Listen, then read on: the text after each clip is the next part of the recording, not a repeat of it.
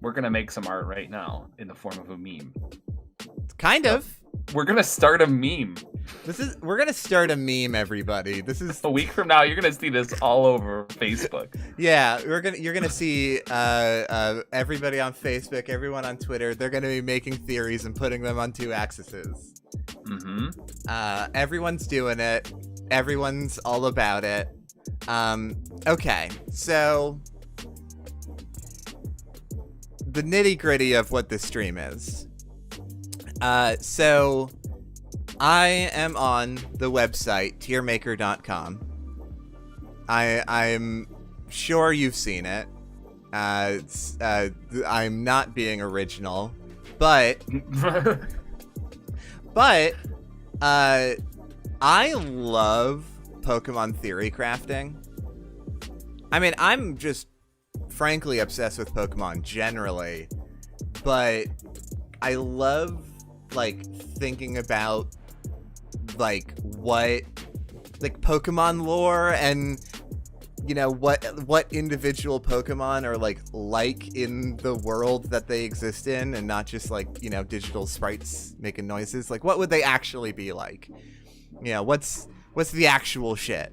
As animals and creatures and ghosts and as gases. Yeah, absolutely. I actually have a theory about that specifically, but we'll hold on that.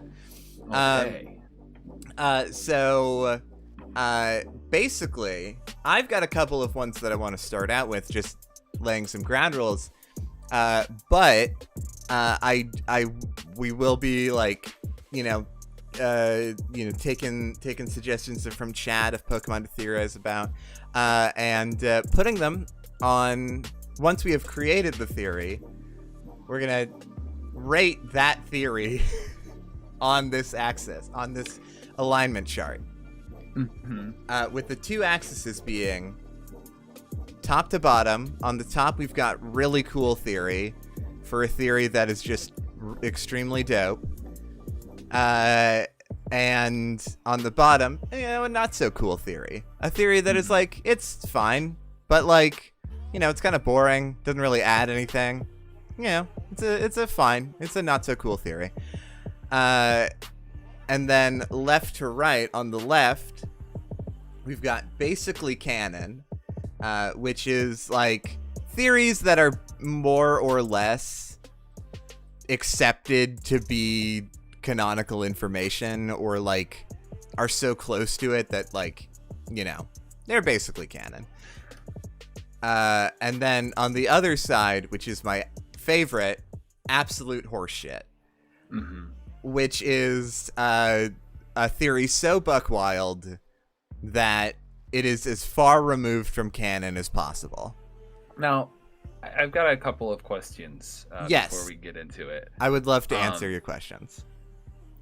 So, first of all, do you think that we should, like, pick a Pokemon, or let the chat pick a Pokemon, or whatever, and then make, like, we're going to be drawing from our immense and vast Pokemon knowledge, obviously, but make up our own theories first, and then compare them to Dex entries to place them on the left to right axis? I think how this is going to work, I actually have, Joe, let me pull up the Pokedex. Oh, yeah. So I'm on a similar website. Yeah. So part of the stream is going to be looking at looking at Bulbapedia, looking at information, looking at this picture of Yeah, that's important. This is an important picture. Everyone Pikachu. Remembers this. Yeah. This picture of a Pikachu killing that bird thing. Yeah, Cramorant just absolutely eating this Pikachu. And that's a tackle move. Oh, I see. The Pikachu is tackling the Cramorant right down the throat. Yeah, exactly. I see.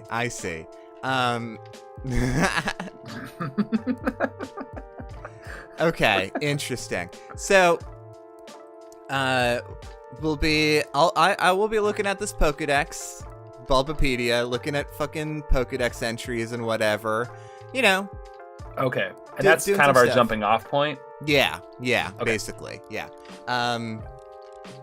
Pikachu is just for example, We'll probably have to do a Pikachu theory at some point. But I have some theories that I just want to set some ground rules here so that people know where I'm at personally. So I want to just get the creation myth out of the way, okay? Okay. Because I think this is going to set the tone for the stream. Okay. So, okay. Oh. Yes. One more thing. I want to know, do you have any predictions of what kind of shape we're going to see on this graph at the end of it? I don't know. I don't know what kind of shape we're going to see. I think that we're going to see a bar of Pokemon on the top and a bar of Pokemon on the bottom. I don't think any Pokemon are going to be middling cool. They're going to be either sun eaters or just dogs. But there's not going to be anything in the middle. See, I think that's interesting. I think because we're gonna be relying on chat a lot to decide how cool and canon a theory is. I'm hoping to be proven wrong, but that is my belief. Yeah. And at Amy, very much. We will also be we're gonna be working shopping with y'all in the chat and adjusting theories and working together. And I think it's gonna be a lot of fun. I do got to get the creation myth out of the way. I really do. So first off, this is a big list. This is such a big list of Pokemon. Oh my god. So first off, I need Mew. I'm going to put Mew over there. And I also need Arceus, which is here. Great.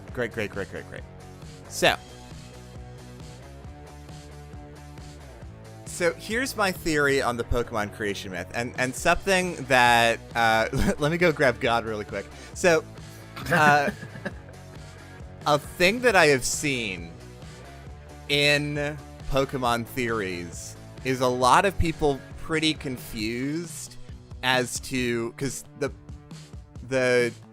Pokemon, like Pokedexes and general knowledge, has called Mew and Arceus both the first Pokemon. And there's a lot of confusion around who really is the first Pokemon.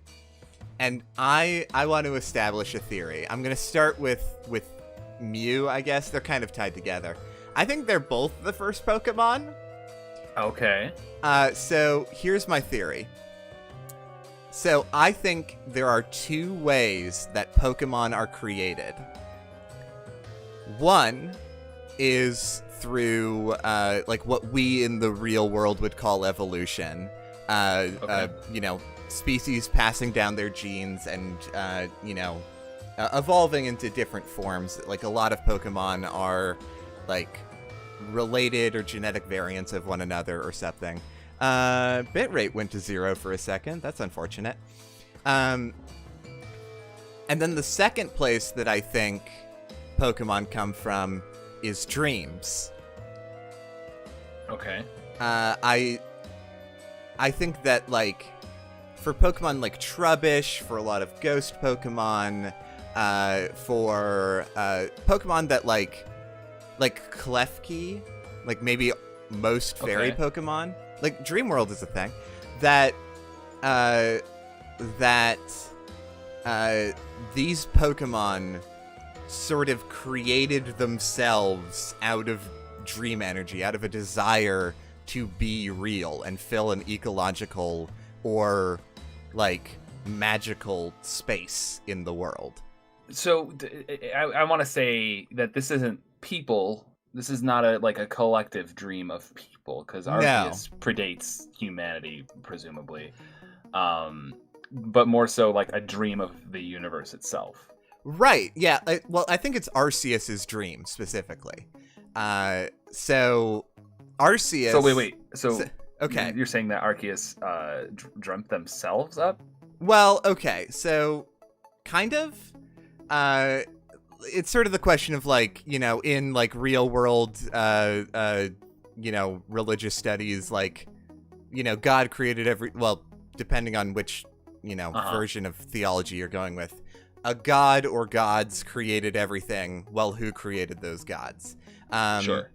You know, like it feels like maybe Arceus just was, you know, part of the universe and then very much like I say, just sort of decided to be real.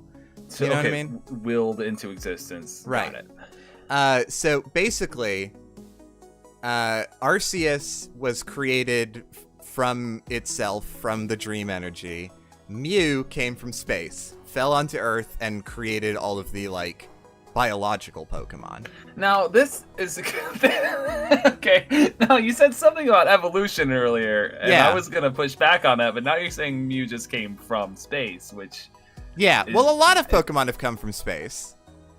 Yeah, Mew does feel like a Dragon Ball Z character that just kind of landed in Pokemon, so... Yeah, Mew just arrived, came from space, fell onto Earth, became the like, you know, progenitor of all biological Pokemon.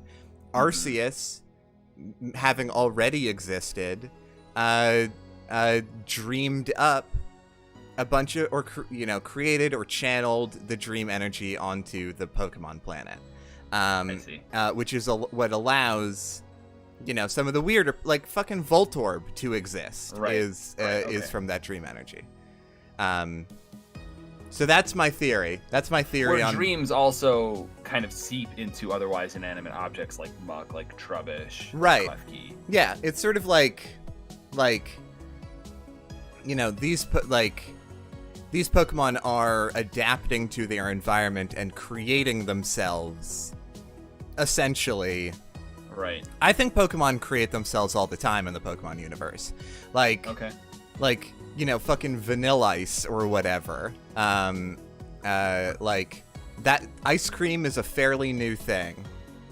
An ice cream Pokemon creating itself based off of the desire of, like, you know, children's dreams of what a fun Pokemon would be. And then it created that to fill that need. Okay. Yeah. Okay. Yeah.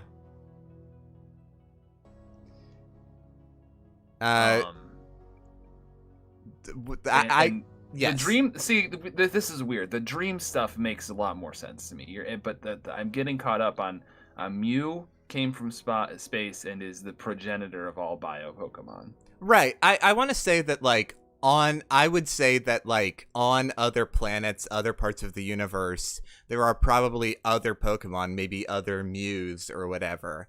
But like Arceus is the god of this specific Pokemon world, but not others. Oh, okay. Not the you know, is Arceus is the way that the dream energy is channeled to, we'll just call it Earth. Yeah. To Earth. And Mew came from another place, presumably created by something else, and then became the, like, biological progenitor of all biological Pokemon. Got it. Yeah, that is my theory. Where does it go? Where does it go, everyone? Are they stuck together? I don't think that they're stuck together. No, these are related theories, but they're not stuck together. No.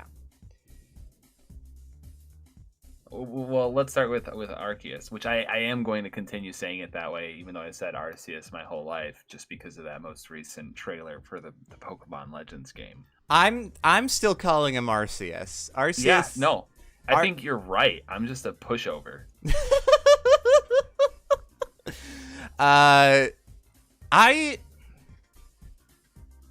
Here's the thing.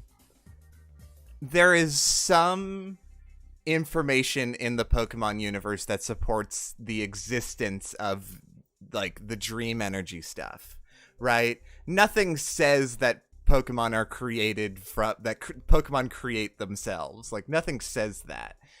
So I don't think it'd be called basically canon, but it's pretty close. I don't think that it's maybe as far off. So Indigo Ripley says Mew is the middle of the top left quadrant, and Arceus is mirrored to absolute horseshit. And I kind of think it's the other way around. I think. So you think Indigo Ripley thinks it's this?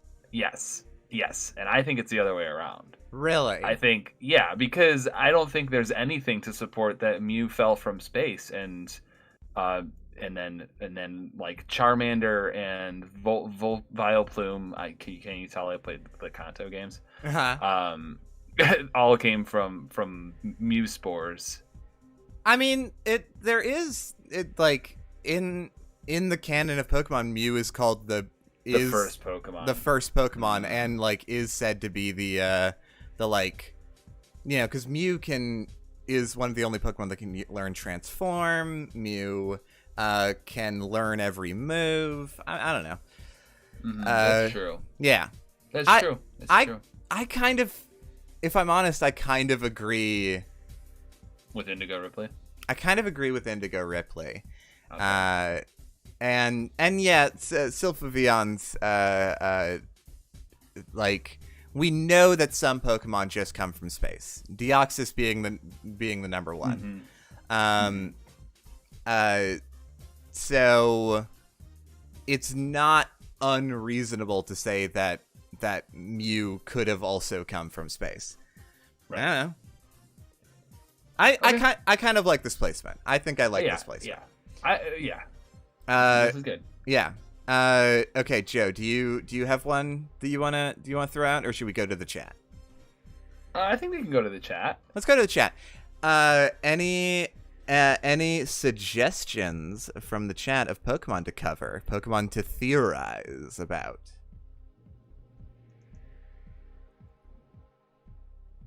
Clefairy also might have come from space. That's true. That is something that people theorize they came around. From the moon. You want to talk about Clefairy? We can talk about Clefairy. We can do a Clefairy. All right. Why not? Yeah, let's get another pink Pokemon up there. Let's get another pink Pokemon. Amy, Amy, we will do Luxray in at some point in the stream. Probably we'll do Luxray next. Okay, yeah. We'll do Luxray next. And then we got to get away from space, I think. And then we might need to get away from space. Oh my god, we'll see. Rapidash or whatever with the trans hair is so very cool. Oh yeah. Galarian Ponyta and Rapidash. Yeah, I really love these designs. Clefairy's in the top left of your screen right now. So they are. Should we drag Clefable into this mess, or should we just like assume that they're connected? Yeah, I think they're just connected. Clefable's just big Clefairy, and Clefairy's cuter. Yeah. Also, Phantasmagoria Lich wants to talk about the Clefairy Gengar connection. And I want to let's just go ahead. We can maybe we can have a couple of Pokemon on the board at a time. Yeah. So let's talk Clefairy Gengar. Well, Gengar is obviously Clefairy's shadow that has been separated from Clefairy, correct? Well, maybe. So okay, so ghost Pokemon are weird. I think that they are mostly like created from like I want to go ahead and say this right now. I do not think that ghost Pokemon are dead people. No. No. I don't. They're not think dead that. Pokemon either. They're not. Well, probably not. You think they are? Well, except for like. It depends. Yeah, no, because like Marowak, right? Or yeah, wait, like what am I thinking of? Like Pokemon can die and become ghosts. Marowak is right. You're correct. And like there's, I'm not going to search for it, but there's Spiritomb, which is like, I do believe in the Spiritomb. I think Spiritomb is a unique case. There's a lot of unique cases to this Pokemon, but Spiritomb is a unique case because I think that that I believe the canon description of Spiritomb as being like what a 1,000 souls trapped in a rock, 1,000 evil souls. I mean, tracks, but at that point, it's not like someone's ghost. It's like it's spiritual energy that has crystallized. And I also think that feeds into this thing that Amy just said here. I think maybe some started as ghosts of dead Pokemon and have evolved into their own thing, which I think is a similar idea of like, you know, Pokemon die and they leave their spectral energy here, and it might congeal into a new Pokemon. Yeah, maybe. I also think that like, I also think that 1,000 naughty boys. 1,000 naughty boys. I also think that like that similar to that dream energy like idea from Arceus, that like potentially ghost Pokemon were created, or at least some were created like because people believe in ghost stories. You know what I mean? Like, yeah. Like people believe the Yamask thing of like, oh, Yamask are like the story of Yamask comes before the like creation of Yamask. Of like people think that Yamask is like has the mask that it carries is the face of the person who died, which is a fun story. And I think the like people being scared of that story leads to that Pokemon being real. I see. Well, in that way, I think again, let's get back to Clefairy and Gengar here. Right. People like me who know the truth, that Gengar is Clefairy's shadow, explains first of all why Clefairy is never seen having a shadow in any medium. Is that hold on? Also now hold on. I'm sorry. I do have. On, we Jupiter, let me have some fun. Now, hold on. We need to take it to the Pokedex. I'm sorry. Secretly, your mom. It's sort of Percy Jackson logic, where some Pokemon are created by belief. It's sort of a case by case basis, but basically, you know, some Pokemon are created from dreams. Some Pokemon are biological. Some Pokemon are just fucking weird. We do need. I'm gonna bring it up. I'm bringing up Clefairy on the Pokedex. Don't see a shadow. Okay, well now hold on. Let's just go ahead. Mm-hmm. No shadow there. No shadow there. So far, no shadows. Look at this. I'm pretty sure. Now hold on. There's no more images. Yeah, there we go. Look at none of those have shadows. Okay, interesting. All right, yeah. Clefairy never has a shadow. You're absolutely correct. Clefairy never has a shadow. That shadow is Gengar. Okay. So, which also explains why Gengar is not only ghost but poison type, because fairy type Pokemon are weak to poison. Okay, I have an idea. Because we also have to keep in mind, it's not just Gengar. Gengar comes from Ghastly and Haunter. And they don't look like Clefairy at all. That's true. But I do want to I want to engage with this. So we know that Clefairy came from space.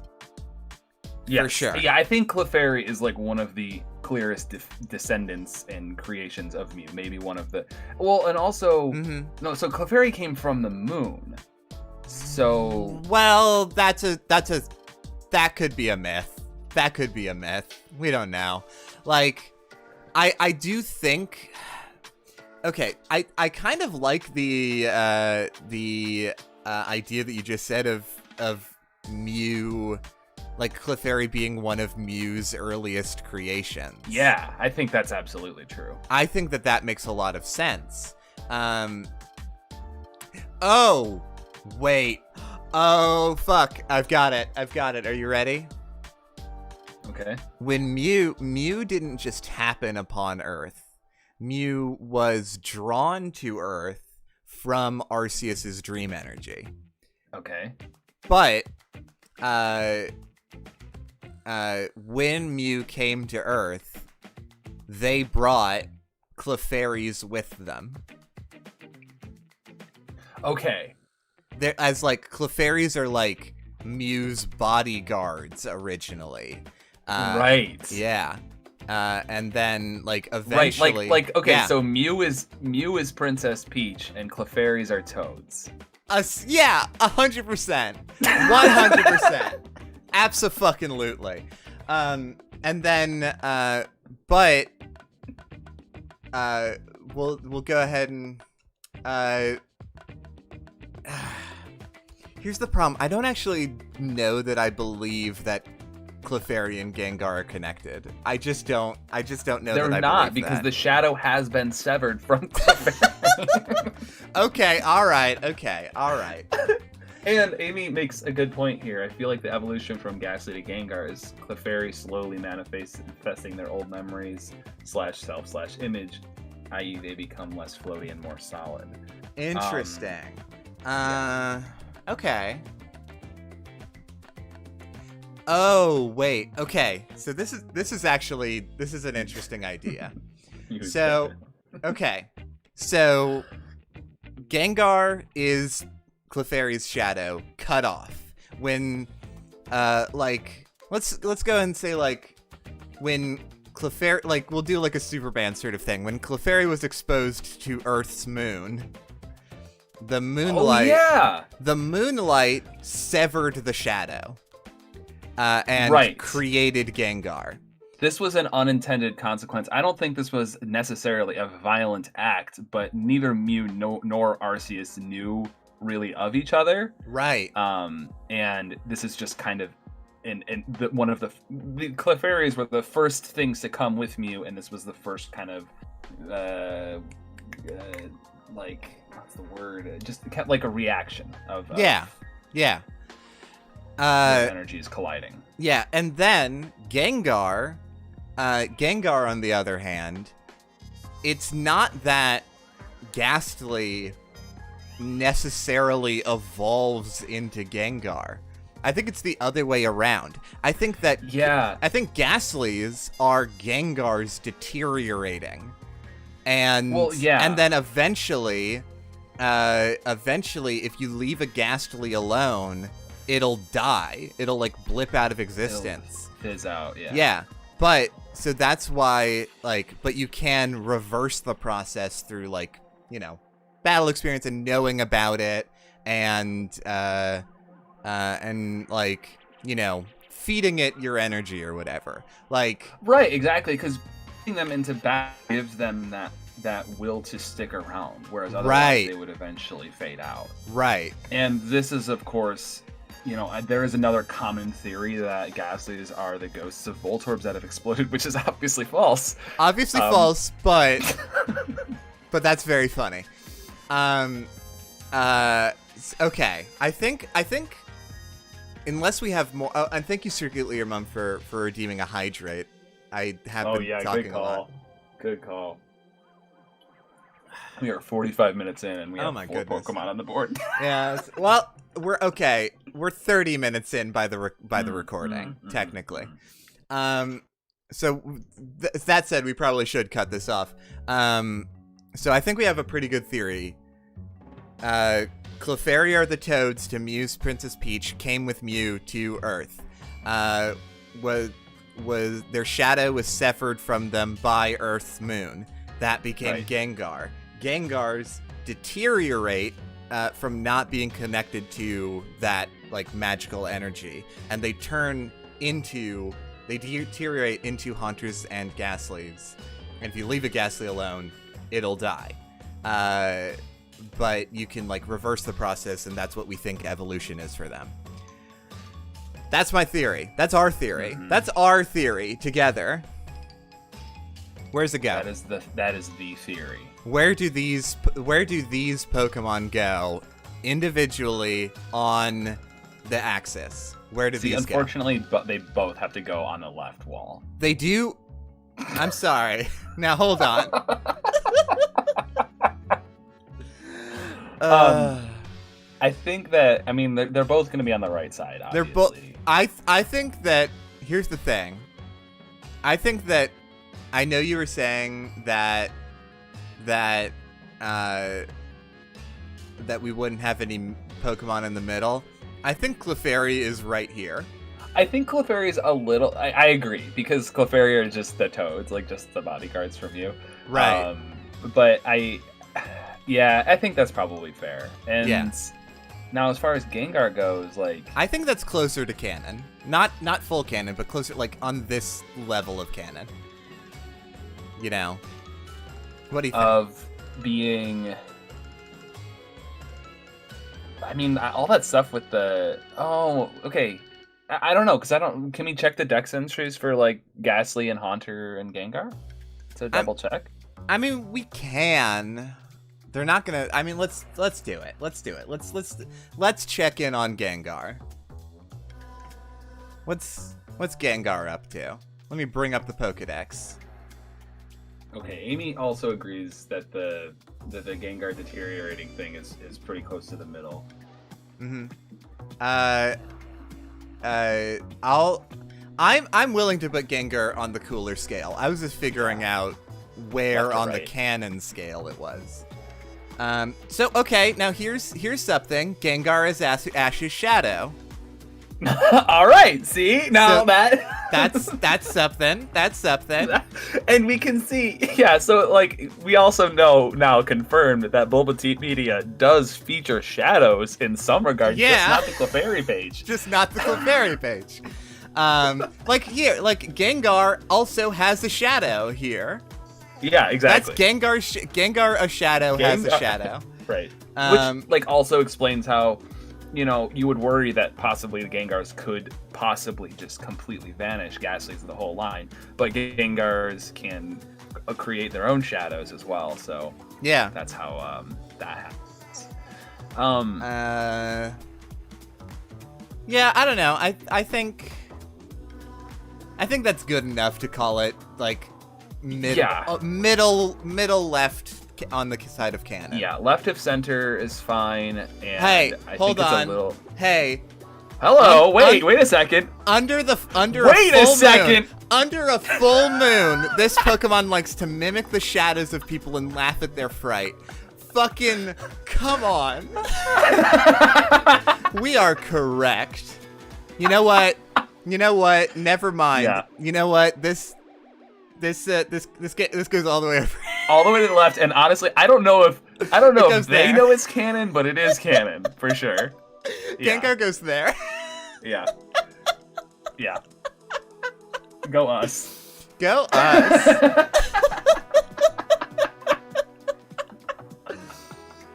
Oh, fucking A. Okay, alright. We need to do Luxray next. Yeah, Luxray. We promised to Amy that we would do Luxray next. Let's see. Where on this massive... There's Luxray. I found Luxray. Okay, now first off, I think theory with Luxray is that they are extremely cool. Yeah.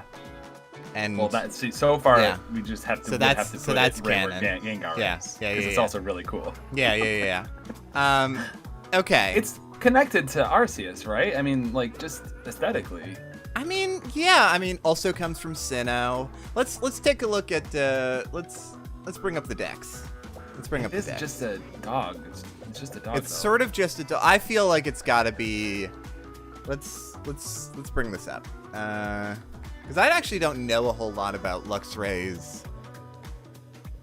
deal. Yeah, let's go review. I think Amy's theory can give us a jumping off point at least. Yeah. Luxray is cool and has a star tail, so they are related to space in some way, which I think does fit in with our idea too. So everything so far is related to space, and that's fine. But yeah, so let's look at these Pokedex entries. It has eyes which can see through anything. Okay, it's got X-ray vision. Can it see through lies? Can it see through lies? Can a Luxray know the lies in your heart? Do you not want to play? You don't want to play poker with a Luxray. I like this. Now hold on. I like this. That you can't lie to a Luxray.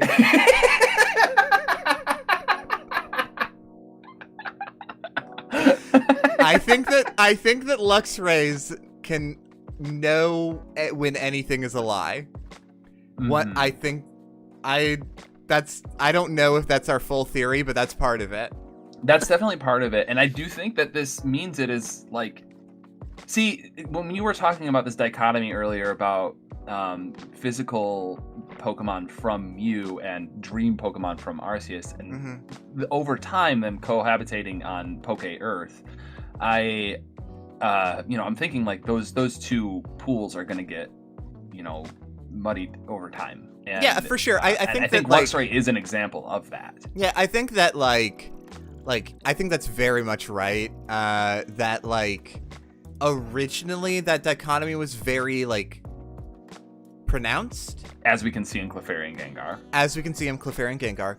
But over time, we get like man-made Pokemon. We get like I don't know, just more places where Pokemon can come from. I feel like, well, I'm gonna have to do a theory on Giratina at some point in the stream because I'm not sure, but like there are over time more and more places our sources are able to create Pokemon. I think that that's definitely true.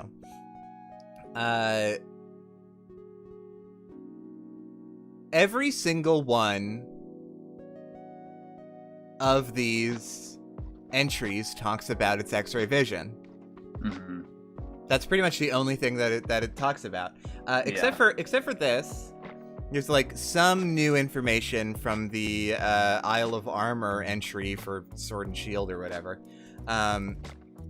Seeing through solid objects uses up a lot of Luxray's electricity, so the Pokemon sleeps for a long period of time to store up energy. So, I have an additional theory. Okay. So, we know that Luxrays... Obviously, we all know that you can't lie to a Luxray. Yeah. We all know this. But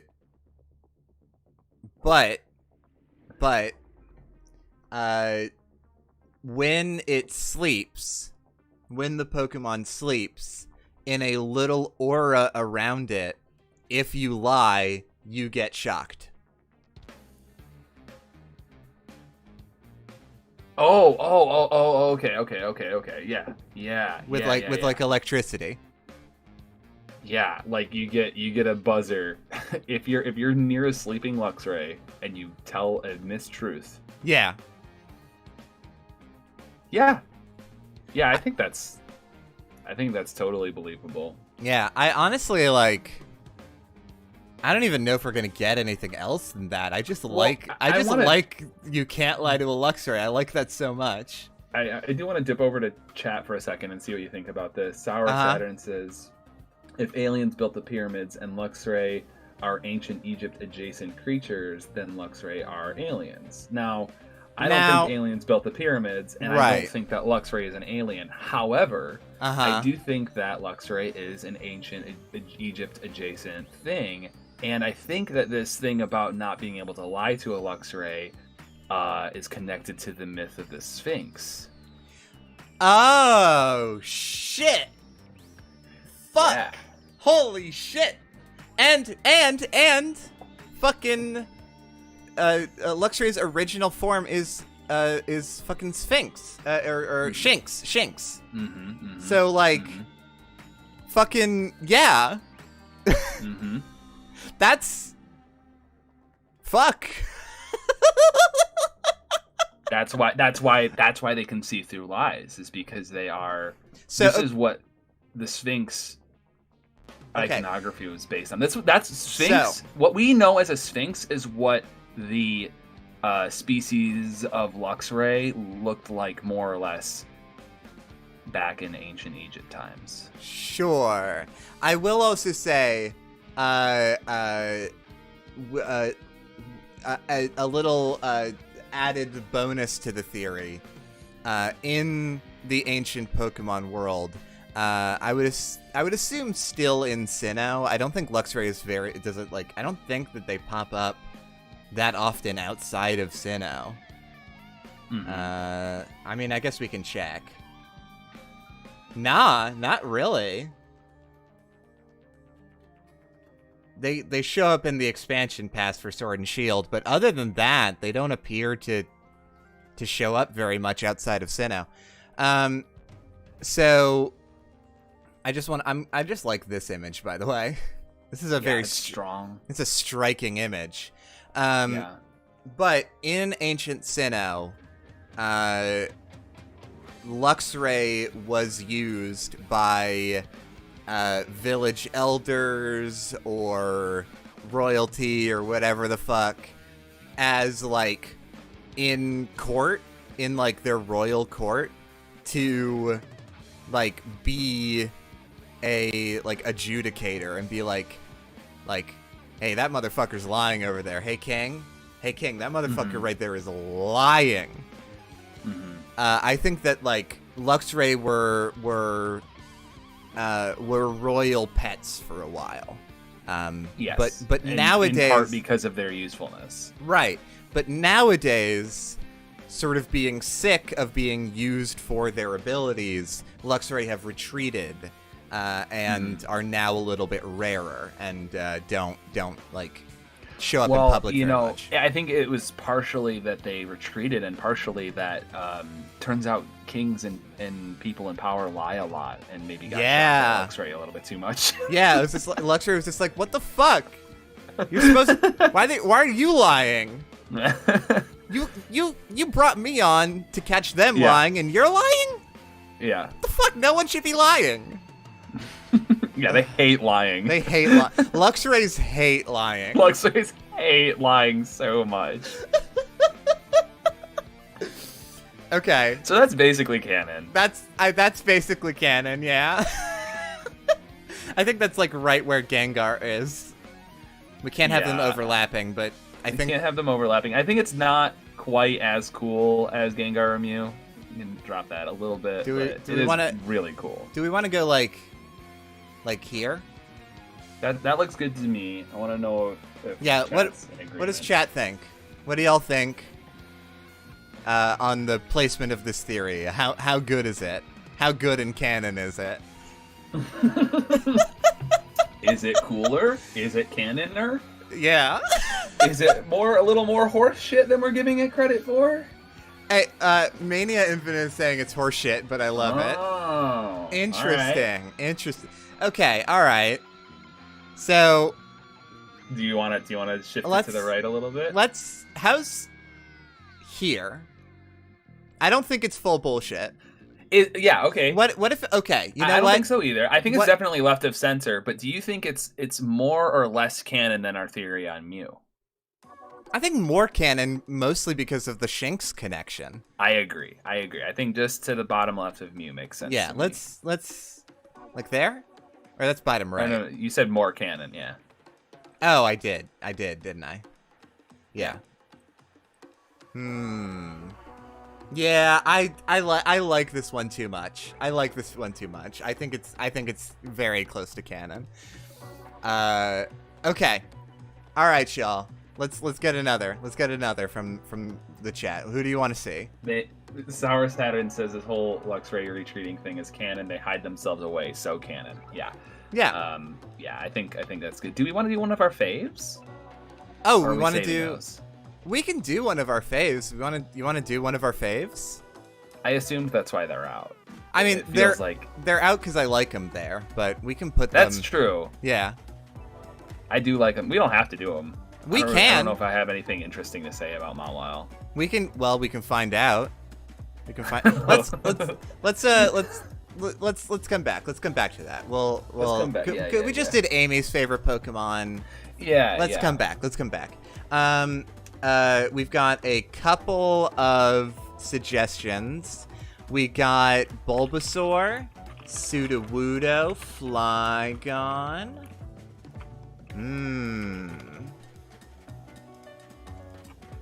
Let's do a. You want to do Sudowoodo because Sudowoodo's Dex entries are really fun. We can do Sudowoodo or any of those suggestions. I also want to say that I just put into Google random number between 1 and 850 because I don't know how many Pokemon there are, and the Okay. number was 720, and that is Hoopa, which I don't know shit about. Okay, we can do that way potentially. Just saying that's also a choice. Let's do Sudowoodo though. Let's start with Sudowoodo. Let's get Sudowoodo on the board. Episode.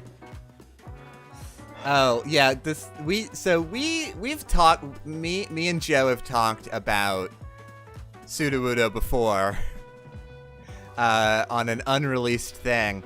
I did, Joe. I have told Chad about this before. We had this idea for a podcast for a while, to do a podcast called Every Pokemon is Good, is what it would have been called, or would be called, where the concept is that it was like an in-universe podcast set in Rhyme City from Detective Pikachu that had me as a Pokemon professor and Joe as a Pokemon reporter, and we had an in-universe radio show going into why every Pokemon is good. Right. And like episodes would be like 15 minutes long or something like that, and it would be a very what you're seeing right now is basically what we would have done for like pre-production for episodes to decide what the canon of Rhyme City was, and then we would go into character and talk about why these theories make the Pokemon good. Yeah, and we did a couple of like episodes that we recorded, and then it just became a little too big a project, and honestly, we're just doing this. We're just doing this right now. Maybe that idea will come back in the future, but I am not promising anything. Can I just take a moment here to pause and say I'm having a lot of fun? Oh, I'm having a lot of fun with this. I'm having a real good chat, a real good time. Yeah, this is good. Oh, fucking, we're an hour into the stream. Fucking, I'm just gonna, hey, really, I'm just gonna put my donation link into the chat. Oh well, whoops, it happened. Oh well, oops, uh-oh. Okay, so Sudowoodo, let's bring up the Pokedex.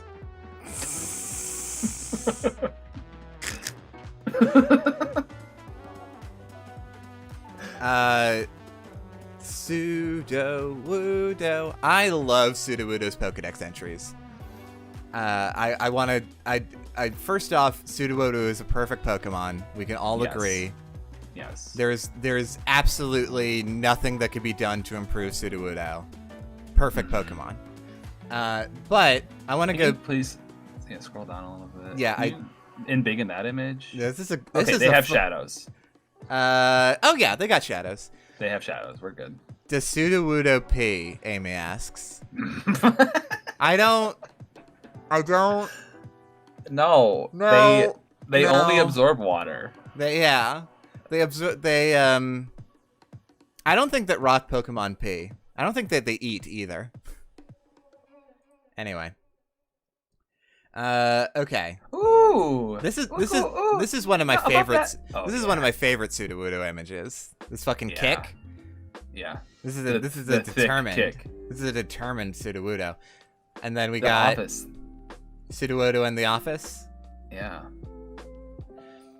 Hey there. What? Benjamin. Aww. I wanted to talk to you. Hey, thank you so much, Roxy, for donating $4.20.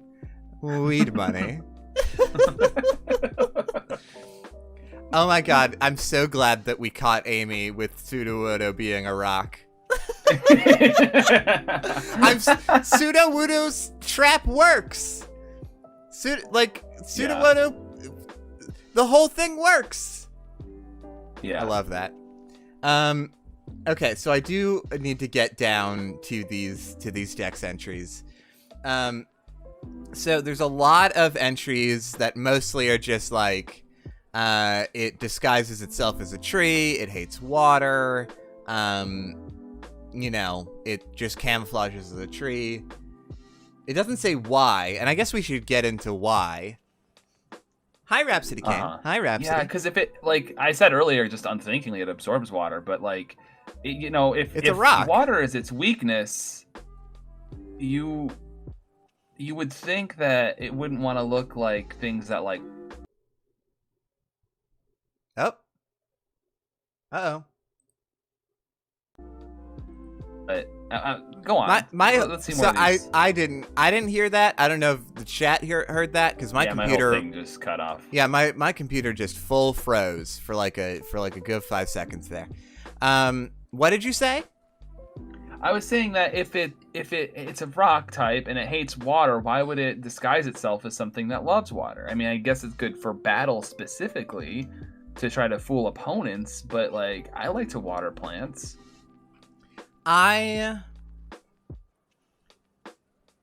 That's a good question. Maybe Maybe because people don't normally talk to trees and they don't like to talk to people. I like Amy's theory. Sudowoodo is an idiot himbo. You can just say himbo. It's your I want to review the kick and reclassify Sudowoodo as a thembo. Yeah, I agree. Yeah. Sudowoodo's a thembo, Yeah. for sure. For sure. Okay.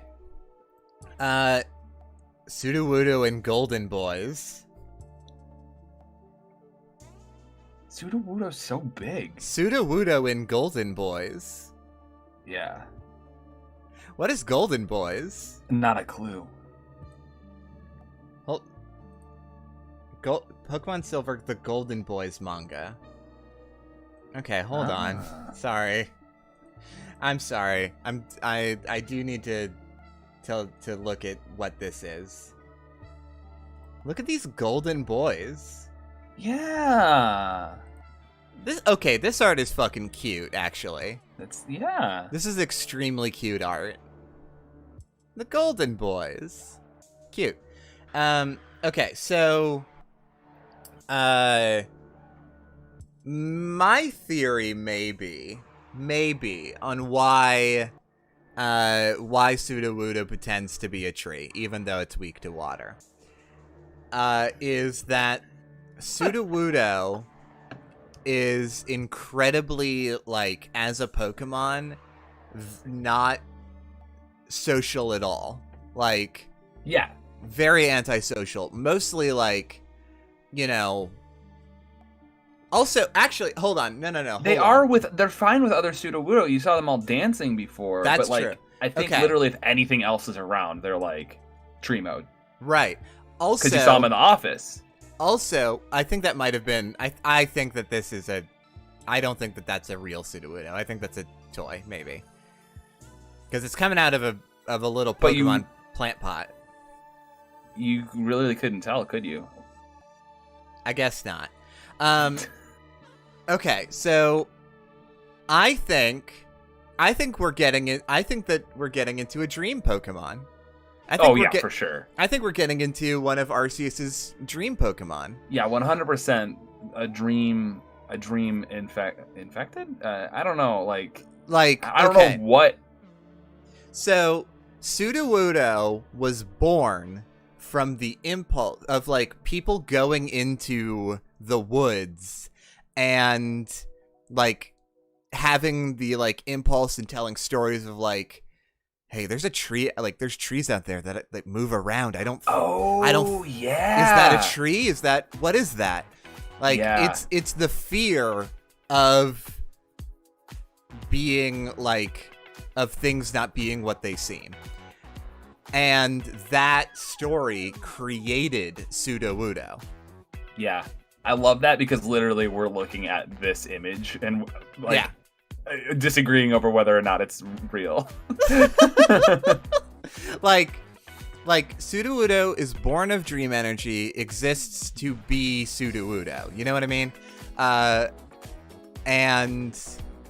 What Amy is bringing up actually a very interesting question. What if it's the dream of a tree that doesn't want to be cut down, so it's rock hard?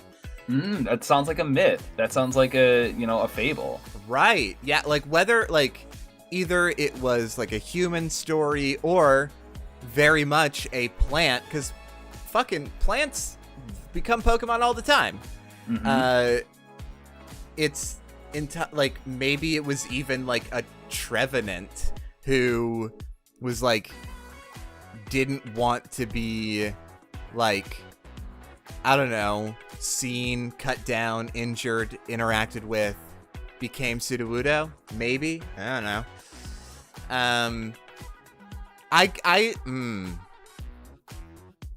Okay, is Sudowoodo okay? Here's the myth. Tell me. The Trevenant does get cut down by the loggers.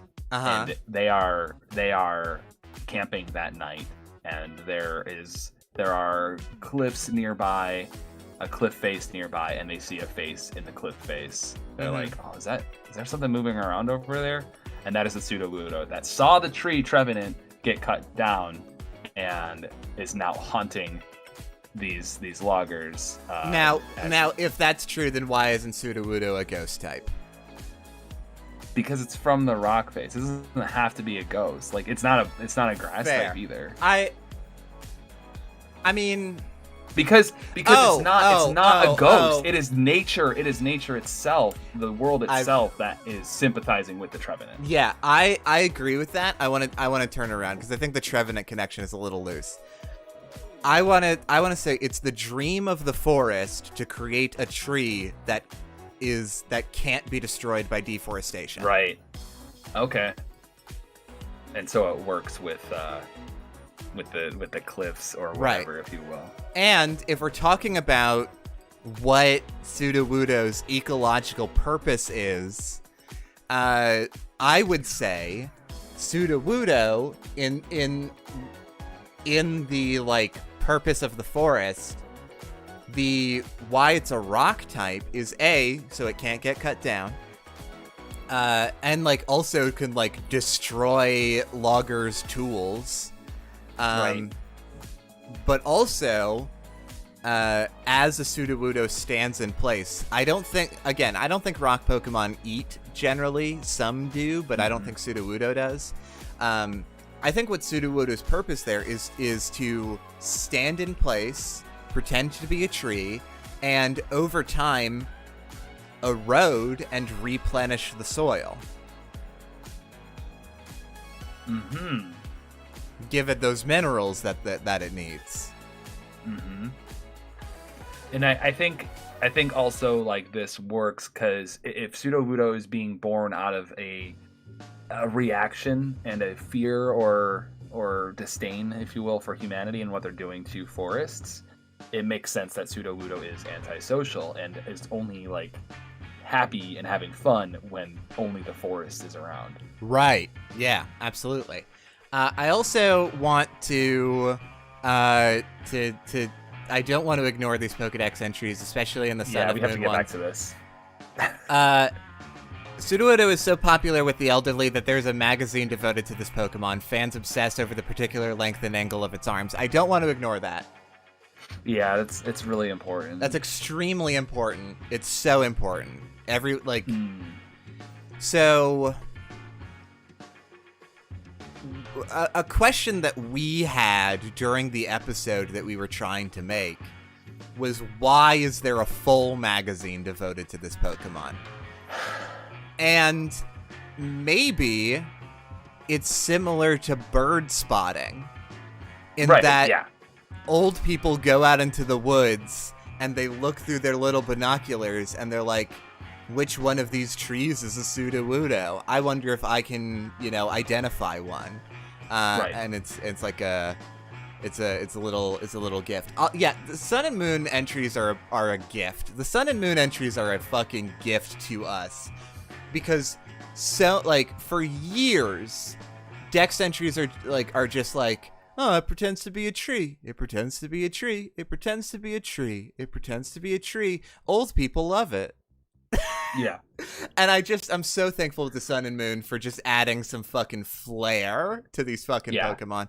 And again, I think it does make sense with what we've been going with, that the people that can like respect and identify with Sudowoodo, it's the elderly people who are like, fuck all that noise. Like, I'm gonna go out into the woods and enjoy some time by myself. Right. Like Sudowoodo attracts people who don't like to, who aren't very social. Like it's a sort of antisocial hobby for an antisocial Pokemon. I think that's a complete theory. I think that's a complete theory. I think that that's great. Sudowoodo, born from the dreams of the trees to protect against deforestation and replenish the earth, is loved by old people because they share a antisocial nature. Not all the time, but you know what I mean. Yeah. I think I love what we've done here, but I think it's definitely right of center. I think it is right of center. I think it really is. I think it's right of center for sure. What do we think? What do we think, everyone? Where does Sudowoodo go? And Phantasmagoria Lich, I gotta say, Sun and Moon Original. I don't know about the Ultra games, but Sun and Moon Original is so good. I love Sun and Moon. One of my favorites. Also, how cool is this theory? I don't know. I don't know that it's that cool, to be honest. Yeah, it's interesting. I don't really think it is super cool. Like it stands still long enough to turn into dust and feed the trees. Right. It's a Mania Infinite is saying it's a little cool. Gregory is saying mid-right top. You're saying it's here? You're saying it's where Arceus is? I think just a little bit higher up the line. Okay, is what they're saying. Okay, like Gregory thinks it's this. People are saying it's a little cool, maybe. Nah, I'm kind of down with it being a little cool. The final connection that we made to the old folks is making it a little bit cool, and I think also I guess a little bit more canon. So yeah, I also think that like the idea of a forest having a dream is kind of cool. That's true. Yeah. So I think around here is good. Yeah. Let's go with that. Okay. Gregory meant the first thing, but this feels right. Yeah. Okay, I'm glad we're all on the same page now. All right. I'm glad. Yeah. Who's next? Can we do Mawile now? All right. Sure. We'll do Joe's favorite Pokemon. we'll do Mawile. Where in this list of Pokemon is Mawile? Somewhere near here, right? Yeah. Up a little. There's Mawile.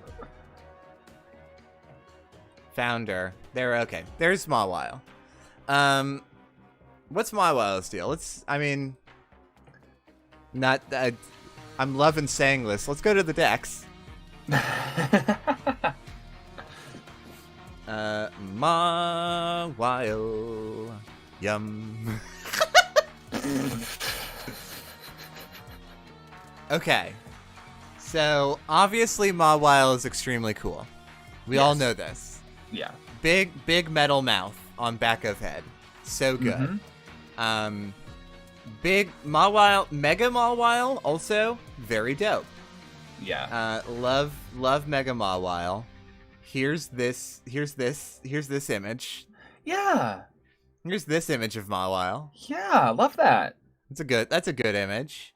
It's a shocked Mawile. This feels you don't see that often. They're normally very composed. Yeah, this feels like this could be a reaction image. Yeah. So let's look into these. Okay. Yeah. Oh right. So that very top one from Ruby is like my understanding of what Mawile is. That's something that we have to keep in mind. Mawile is a fairy type now. Yeah, steel and fairy. Yes, steel and absolutely. fairy. So we have to consider why Mawile is a fairy type. They took my favorite Pokemon and then they made it better by adding fairy type. Yeah, 100%. But yeah, that first dex entry I think is going to be a good starting point for us. The one from Ruby. Yeah, Mawile's huge jaws are actually steel horns that have been transformed. Its docile-looking face serves to lull its foes into letting down its guard. When foes least expect it, Mawile chops down with its gaping jaws.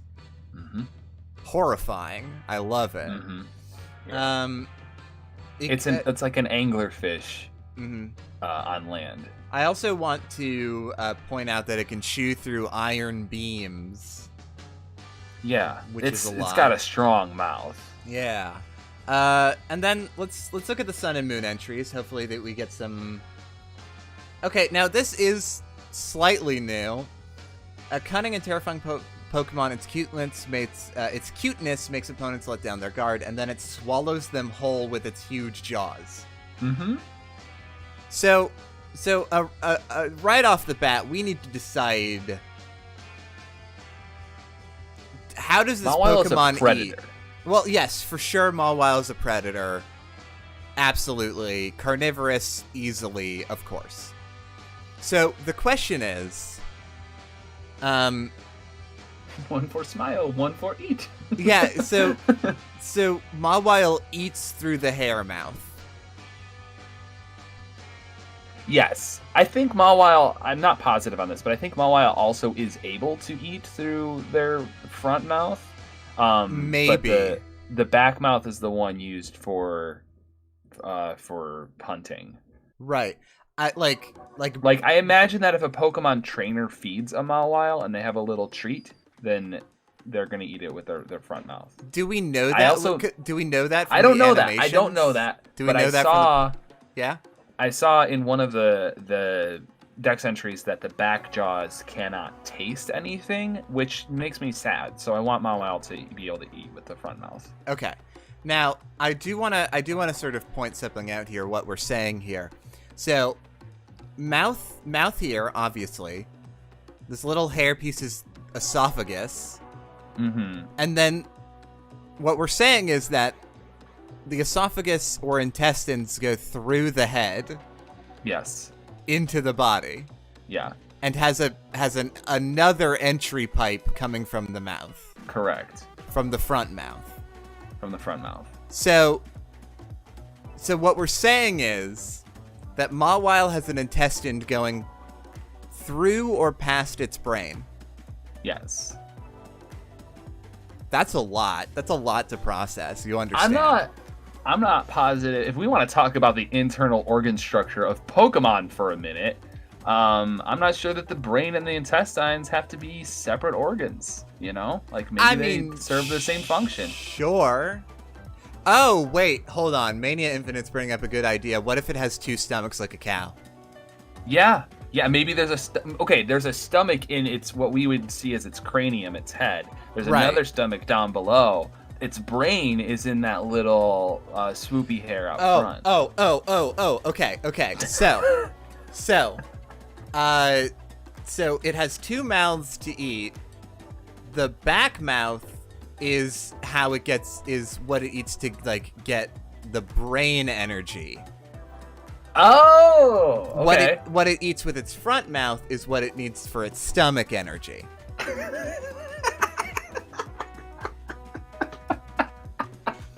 Are you with me here? Yeah, I eat to get brain energy for sure. Yeah. So, brain food taken to a new level. Absolutely, Sour Saturn. See, I also think that Mawile is it was originally a symbiotic, two different organisms that became one. Now that's interesting because the Pokedex says that Mawile. We'll go back. It says Mawile's mouth used to be a horn. Right, steel horns. Right. So maybe not. Well, or yeah, it just feels like it was some kind of parasite or whatever. Maybe I'm just thinking of Skullgirls. You might just be thinking of Skullgirls. Okay. So what if it used to be steel horns? What if Mawile was a born from Mew biological Pokemon, but dreamed so hard to be more dangerous, and that dream turned into the back mouth? I see. So it's not that it is a parasitic organism, but it is two organisms. The back mouth is a separate Pokemon, but it's a Pokemon that was created by the first Pokemon. Does that track? Right. Yeah, I think so. I think Mawile, like, when made by Mew, was basically what we see without the top portion, without the antennae. And Mawile was fierce and tenacious, and was blessed by Arceus. I guess is what we're saying. So, I have my second question is, what if, the brain food, stomach food idea maybe, or the back half is carnivorous, the front half is a herbivore. Okay, yeah. So overall, it is omnivorous. It can do both. It can be a deadly predator, and it can also be a cute little leaf muncher. Yeah. So it needs to eat berries, and it needs to like feed both entities. Yes. Yes. But it is a this is what it wanted. It's just, it's people were saying like it's like what, Slowbro or whatever, 2 Pokemon becoming 1. It's 1 Pokemon becoming 2, and having to be in the same body and interact with each other. Now I like this theory a lot. I think it's complete horseshit. Yeah, absolutely. I think it's complete horseshit. Nothing about this is accurate or true. Nothing about this is close to canon, but I like it a lot. So I want to put it like here. That's good with me. I also need to get rid of the Pokedex. There you go. Personally, that's where I want to put Mawile. I don't know what the people in chat think, how we're feeling on this exists. I also am noticing, and maybe this is just our biases, but I am noticing that we have not come up with a single theory that we think is like genuinely uncool.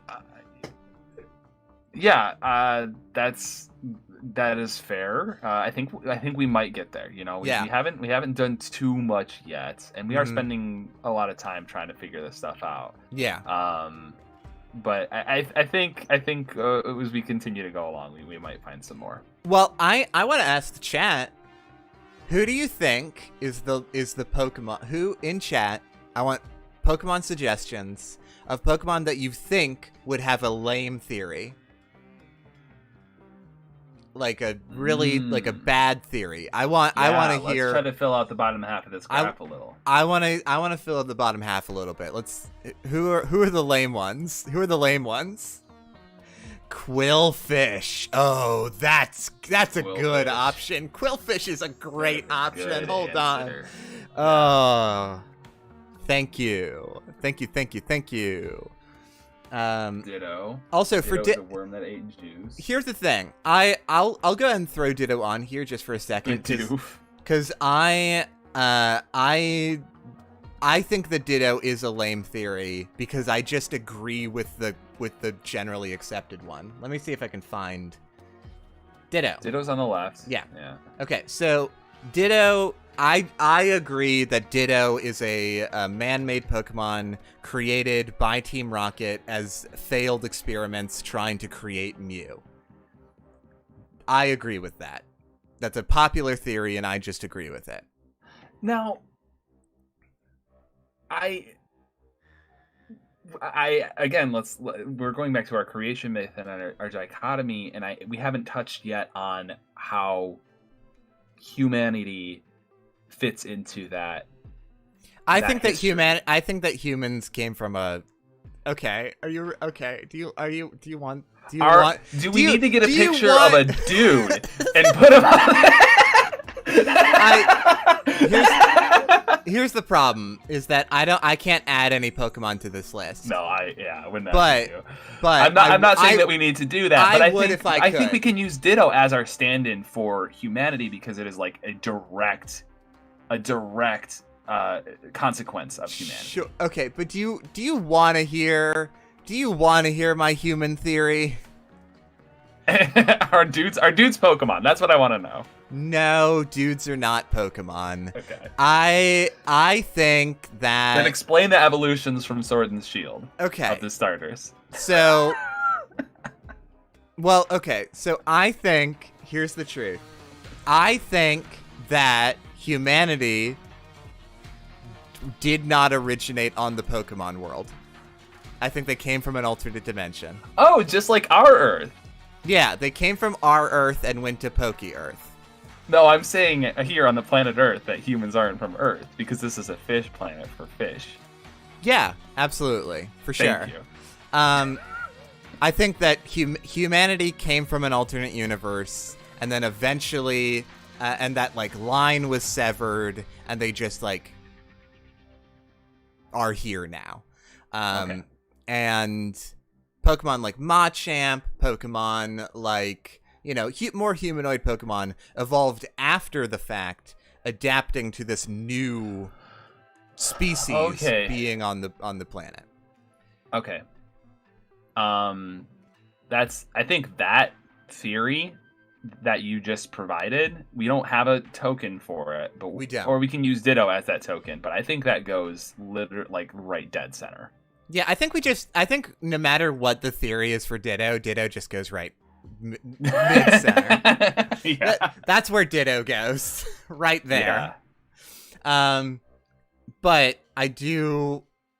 I want to move past. I know just saying the words "humanity came from an alternate dimension, let's move on," is kind of a wild thing. But you know what? Let's move on. This is Pokemon. Like, right. Come on. We need to find Quillfish. I think Quillfish is Gen 2. Quillfish is Gen 3, I think. Yeah. Quillfish. Quillfish does not 211. I'm not gonna be able these were not numbered. These are not numbered in any way. But you can kinda No, I can't. Okay, what's Jirachi? You're at Jirachi. Jirachi is why doesn't it show up in the Google result? Yeah. 85, so it's gonna be higher than okay. So you're at the bottom of Kanto. Yeah, bottom of Kanto, top of Johto. Quillfish! Found him. Next to Scizor. I knew it was Gen 2. Okay. Quillfish. Let's go to the decks. Let's go to the decks. Basically all of our fish Pokemon are gonna be on the bottom half, huh? I think maybe, yeah.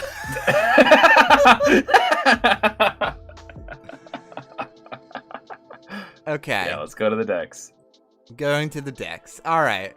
I want to say this about Quillfish. I like Quillfish a lot. I think it's a very cute design. I love the angry eyes. I love the little, ghost face on the tail. Quillfish is a good Pokemon. It's like a little landmine. Or a little water mine, I guess. I like Quillfish a lot. Is Quillfish interesting? I don't think so. Here's the thing. I think that and we can go into the Pokedex entries, we will, but I think that some Pokemon are just, like, they don't have a story necessarily. They're just, like, in the way that, like, like, they're just a lot of birds, There's just a lot of birds and a lot of fish out there. Yeah. Now this is a great image of this is a good Quillfish image. Yeah. This is an extreme honestly this image puts Quillfish in cool. Yeah, but the we're not rating the Pokemon's coolness. Right. We're rating the theory's coolness. Right. Let's keep going. Let's Okay, see. to fire its poison spikes. I see that. The poison spines. Yeah. So, small spikes covering its body develop from scales. They inject a toxin that causes fainting. Okay. Quillfish. Oh. Sorry, I misread the phrasing of this. It says Quillfish sucks in water, inflating itself. I just read that as Quillfish sucks in water. I was like, Pokemon, come on. I mean, it wouldn't be the first time. There are Pokedex entries that literally, like, about Magikarp, they're literally like, this is the most useless Pokemon that everyone hates. I was like, come on. Okay. So, it fills with water. It uses the pressure from the water to shoot out toxic quills. It finds swimming somewhat challenging. Yeah, it's an orb. That's cute. Let's see. Fires in all directions. Its round form makes it a poor swimmer. Vegetation says theory in ancient times quillfish were used as makeshift weapons. That's precursor to Pokemon battles, perhaps. I'm not. I'm willing to explore that. Let's see. Mania Infinite is saying that there's the sword entry might hold something. When faced with a larger opponent, it swallows as much water as it can to match the opponent's size. Make itself big. Oh, that's good. That's good actually. Okay. So things we know about Quillfish: it sucks in water to A, get big, and B, and 2, to shoot out its spines. Its poison spines. So I have a question. How big can Quillfish get? How big is Quillfish default? It is a little over a foot tall. A foot tall. Which is frankly pretty big for a fish. Kind of big, yeah. Kind of big for a fish. Okay. That's a good question. So can they suck in too much water? So let's look at here's my question. Let's look at because Quillfish is from Johto. Let's look at what are some of the other water Pokemon that would be Quillfish's natural predators. I mean, Sharpedo is from Hoenn. What about Kingdra? I don't know. Look at that little snoot. What's he gonna eat? Do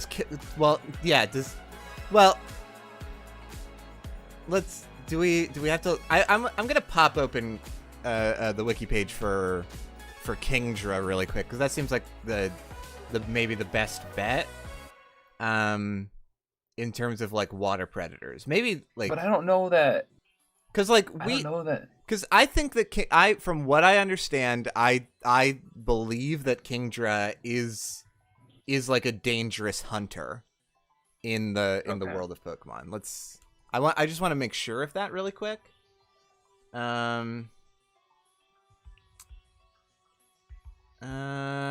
Extreme ocean depths. Yeah. Sleeps on the ocean floor. Okay, no, doesn't seem like a big predator actually. Okay, so who else? What about that? I mean, Sharpedo is probably the best option, but what are what was your decision? What was your idea? Wooper and Quagsire. And Quagsire, yeah. Because I feel like, but they hang out. Those are ground types, which can negate the poison, right? Like that's what I'm worried about for Quillfish. So, are you saying that Quillfish is like a shallow water Pokemon, not a deep sea? Yeah, I think so. I think so. Right, because like it's got to be like a surface dweller because like, you know, like it's not very good at swimming, so it needs to like being out in the deep ocean. It would be a big thing. I don't think Wailord eats other Pokemon. I think Wailord has Baleen. Yeah. Wailord eats krill. Okay, I like that. Quillfish is a shallow water Pokemon. Is a freshwater Pokemon. We've read the Dex entry and we said that it gets eaten by Quagsire. So far I think we're on the not so cool side of things. I agree, but I wanna see just like I wanna go over to Quagsire mostly because I want to see how big Quagsire is. Quagsire is 4 feet, about 4 feet. You know, almost 5 feet. Can a Quillfish get big enough to be the same size as Quagsire? I think so. I think that going from 1 feet to 4 feet is not that unreasonable. So, but like it probably doesn't get too much bigger than that. Yeah, like I maybe think that's got to be max size. Like 5 times is probably its max. Yeah. So yeah, that's sort of it. I don't think they were used as weapons because I think that they would make people sick. I think there would be too much friendly fire. Yeah, I agree. They don't even get to do that. So not cool canon. It's not. I don't know how canon it is because I don't know about the whole Quagsire thing. And you know, probably like I don't think the Quagsire and Qwilfish. I don't know. Do they show up in the same areas? I guess we can check that. Let's check that real quick. Let's check that really quick. The amount of routes that they share will determine their canonness, and I will hear no other arguments. Right. I'm bringing up both. We're gonna compare and contrast. And let me bring up the decks for everyone. Here we go. So in Gold, Silver, Crystal, this is going to be easy. Qwilfish is only found on 12, 13, and 32. All right. On Gold, Quagsire are found on 12, 13, and 32. 13 and 32. Okay. Right. Canon. It's canon. This motherfucker is canon. I'm on the wrong... This motherfucker is eaten by Quagsire. Hey, I accidentally fucked up the window on accident. Uh-oh. Hold on. I closed that, and I shouldn't have. Let me bring it back. There we go. There we go. Qwilfish, not cool canon. I'm happy with that. We did a not cool theory, and we still had fun, so... Yeah. Let's keep that. Yeah. Maybe not as much fun, but... Okay. Do we want to do another not cool Pokemon?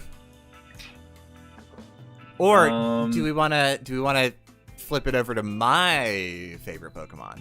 Yeah, let's get in there. Let's get Krogunk in here.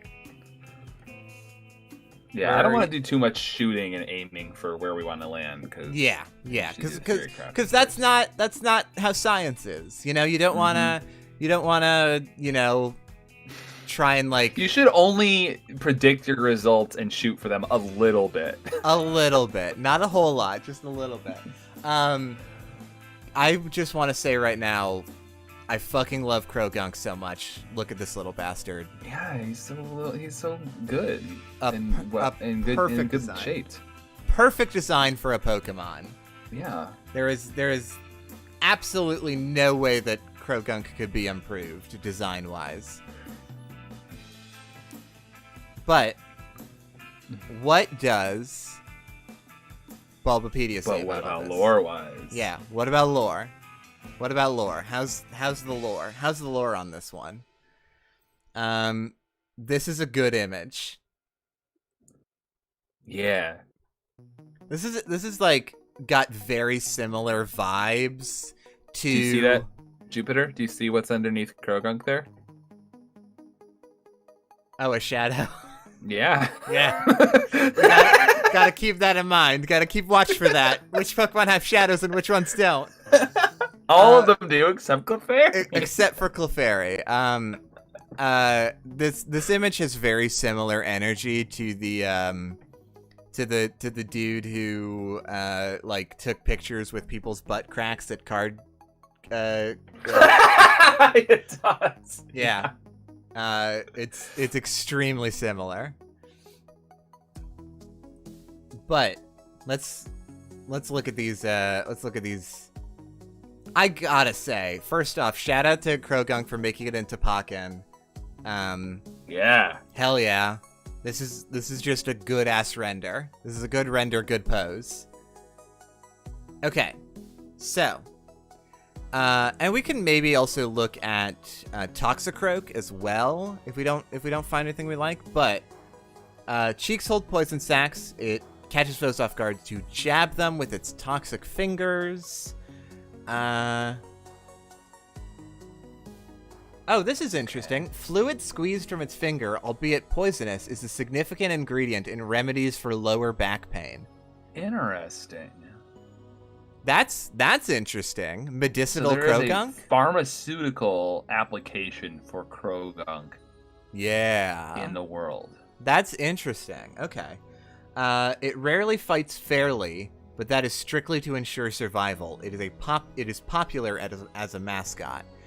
So, I'm so excited to get better internet in the new place. My fucking bitrate is like, it's going from like 0 to 9,000 and then leveling out at 4,000. It's just like, what the fuck?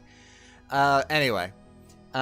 So like, your middle school would be like, let's go Central Crogunks. Right, yeah, Crogunks is like a soccer team. I like that. Yeah. Let's see. Inflating its poison sacs, it fills the area with an odd sound that hits flinching opponents with a poison jab. So, Mania Infinite pointing out, and this Dex entry confirming that Crogunk's cheeks make a bad noise. Mm-hmm. I love that. Okay, and then going down to Sword and Shield. Shield. Once diluted, its poison becomes medicinal. This Pokemon came into popularity after a pharmaceutical company chose it as a mascot. Oh. Oh, so we got Croagunk Pharmaceuticals. Huh. Croagunk Pharmaceutical. I have never heard this before. That Croagunk is like a medicinal Pokemon. Dr. Gunk? Is there a Dr. Gunk in the building? Dr. Gunk in the house. Dr. Gunk the hunk?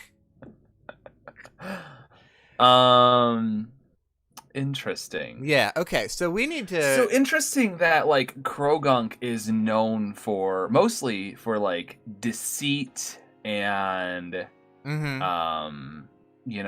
fighting unfairly, and then that a pharmaceutical company chose to use it as its mascot. I think that there's a not so coincidental connection there. Croagunk is the face of medical insurance fraud for sure. Medical insurance frog.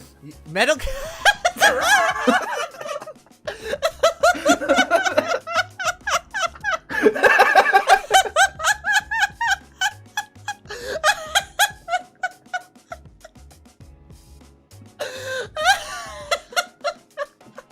That really got me. Good, I'm glad. Oh, fuck. Okay, so...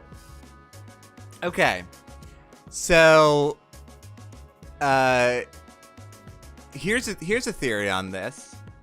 The original way that this was discovered was that is from Croagunk attacking a person and then them recovering and realizing that their chronic back pain is gone. Oh, yeah.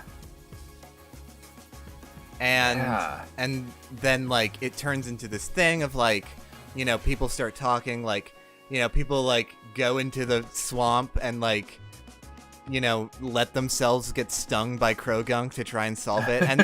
And let's be clear, a lot of them end up dying on accident because you shouldn't do that.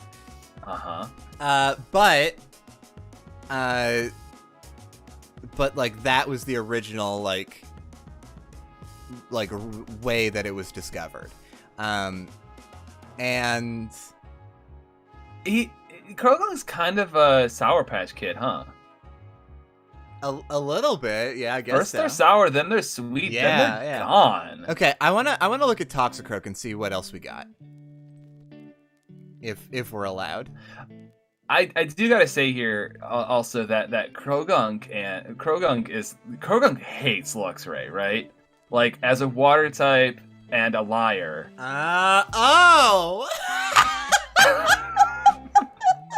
Croagunk and Luxray are bitter rivals. They hate each other. Wild Croagunks are constantly trying to trick Luxray. That is their number one goal, is to trick a Luxray. Here's the thing, Luxray's had a falling out with Pharaohs, and Krogunk started working for Pharma. So, like, what the hell, man? Oh my goodness.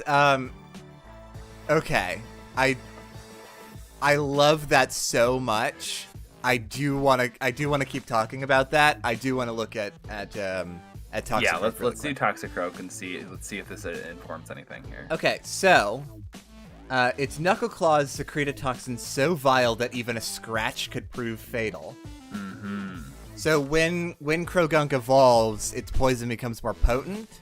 Maybe no longer able to be used for medicinal. I don't see any medicinal. Needs. Yeah. Once the evolution comes along, it is no longer helping people whatsoever. It is a poison sac at its throat. When it croaks, the stored poison is churned for more potency. Wow. Toxicroak is just a murderer. Yeah, Toxicroak is a murderer and just like crude and rude, and like all of the fun little happy little parts of Krogunk are gone. Like Krogunk, it's no longer like doing things for survival. We see swaying and dodging the attacks of its foes. It weaves and its flexible body in clothes, then lunges with its poisonous claws. Like it is now a cold-blooded, trained killer. Yeah. It seems like the only new information that we get here is it booms out a victory croak when its prey goes down in defeat. Its Pokemon and Seismitoad are related species. So, not that it was any surprise, but Krogunk is a biological Pokemon, not a dream Pokemon. Right, okay. And, the frog Pokemon are related. That's not a surprise. They're both frogs. That makes sense. They're both water types. That makes sense. Sure. Going back to Krogunk. So Krogunk I think that Krogunk itself does seem to have more dream energy, and as it evolves and it becomes more grounded. I disagree. I don't see any dream energy with this Pokemon. Okay. All right. Okay. Yeah. I think this is a salt of the earth type Pokemon. All right. A real bastard. Okay, so Krogunk. I'm gonna bring up this image of Krogunk while we talk. Krogunk is a very interesting that it's related to Seismitoad, a Pokemon that gives amazing back massages.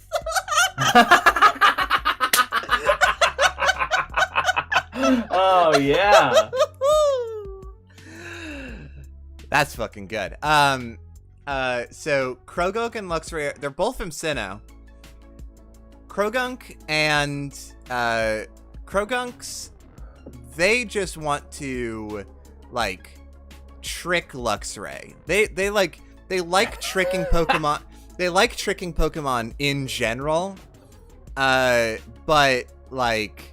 Luxray is the prime target because Luxray because they fucking can't. Right. Yeah, I will say, Krogunks have never succeeded at tricking a Luxray. They will keep trying. They'll keep trying. They want it. They want it bad. And when a Krogunk is sick of not being able to trick Luxray, when its trickful nature, when its trickster nature turns into genuine malice, then it evolves into Toxicroak. Toxicroak, right. Yeah. Yeah. Yeah, because then also, after that evolution, it is less concerned with deceit. Right. It's just mostly concerned with murder at that point. Exactly. This is you see through my lies all the time? Well, I'm not lying now. I'm going to kill you. Holy shit. Krogunk and Luxray would make a whack podcast. They would. They would. Okay. Well, I'm I don't know necessarily that we have a whole lot to add with the medicinal angle. I think that's just because Krogunks didn't decide to become medicinal. It's a happenstance. And right, exactly. And their poison gets harvested. But But I have to imagine also that they're hanging around somewhat willingly because they're probably like given treats and shit. They're like, oh, this is fine. Yeah, like probably. whatever. I also think that like, yeah, I think Toxicroak, like Krogunk are like, you know, kind of pack animals. At least they like being around each other. Toxicroak are solo. They're on a mission. Right. Yeah. Yeah, I think that that's sort of where Krogunk is. Where does that leave Krogunk on the chart, though? I mean, I feel like a lot of what we're going with is from the decks. I think it's definitely left to center. I wanted to talk to you. Thank you so much, Rhapsody Kane, for donating $5. Hold on. Doctor, give me the news. Gets fucking poison jabbed. Thank you so much, Rhapsody Kane. I really appreciate it. Thank you. Where does Krogunk go? I think we're on the side of canon for sure. Nothing too new coming out of Krogunk. The most new thing that we came up with was the connection to Luxray, and since Luxray's canon, since Luxray's I feel like let's put Krogunk on the same canonness level as Luxray because I think that's fair. They're connected. How cool is it? How cool is it? That's really the truth. That's really what we need to figure out. How cool is this? Like, how cool is this? Most of Krogunk is cool, and I think that the being used in medicine, I can't tell. Like, being used in medicine is cool. Being used as a mascot for a pharmaceutical company is decidedly uncool. Right. So yeah. I don't know how to reconcile that. That's not Krogunk's decision, but we're not rating the Pokemon. We're rating the theory. Exactly. I feel like Krogunk is maybe dead center of cool.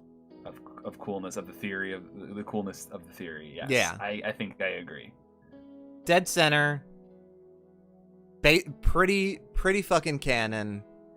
You know, but middling cool.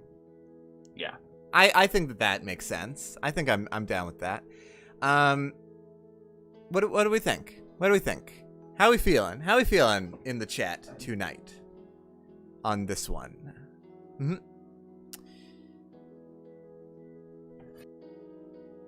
Oh. Yeah, I think we've been theorizing for 2 hours now. Time flies when you're having fun. Time flies when you're having fun. Right. We got some I feel it's in chat. So. Hell yeah. Are you really feeling it? I'm really feeling it. Are you really feeling it? I'm really feeling it. I'm really feeling it.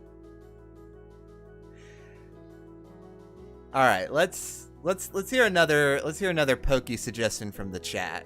Yeah, chat suggestion. What Pokemon should we do next? Yeah. There's so many to choose from. There's so many to choose from. There's so many Pokemon. We're gonna get through all of these tonight, Jupiter. Yeah. Every single one of these Pokemon. We're probably. I don't even know why we're doing them one at a time like that. I mean, we might as well just start at number 1 and go down the list. Yeah. Poltegeist. That's a good one. Binacle. Ooh, Binacle.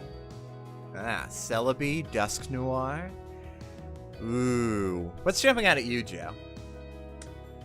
Remind me what Binacle is. Binacle? Let's go to the decks. That's the Lego thing, right? You're thinking of Bionicle.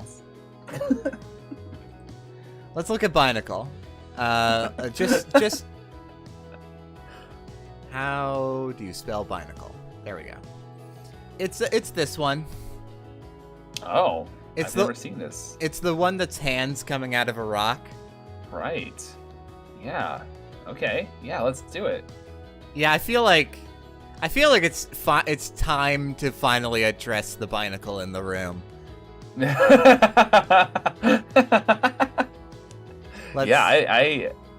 kind of hate it. I do. Being honest, I'm not gonna call myself the biggest Binacle fan. It's good because it is a Pokemon, but our job right now is not to find out why that's true.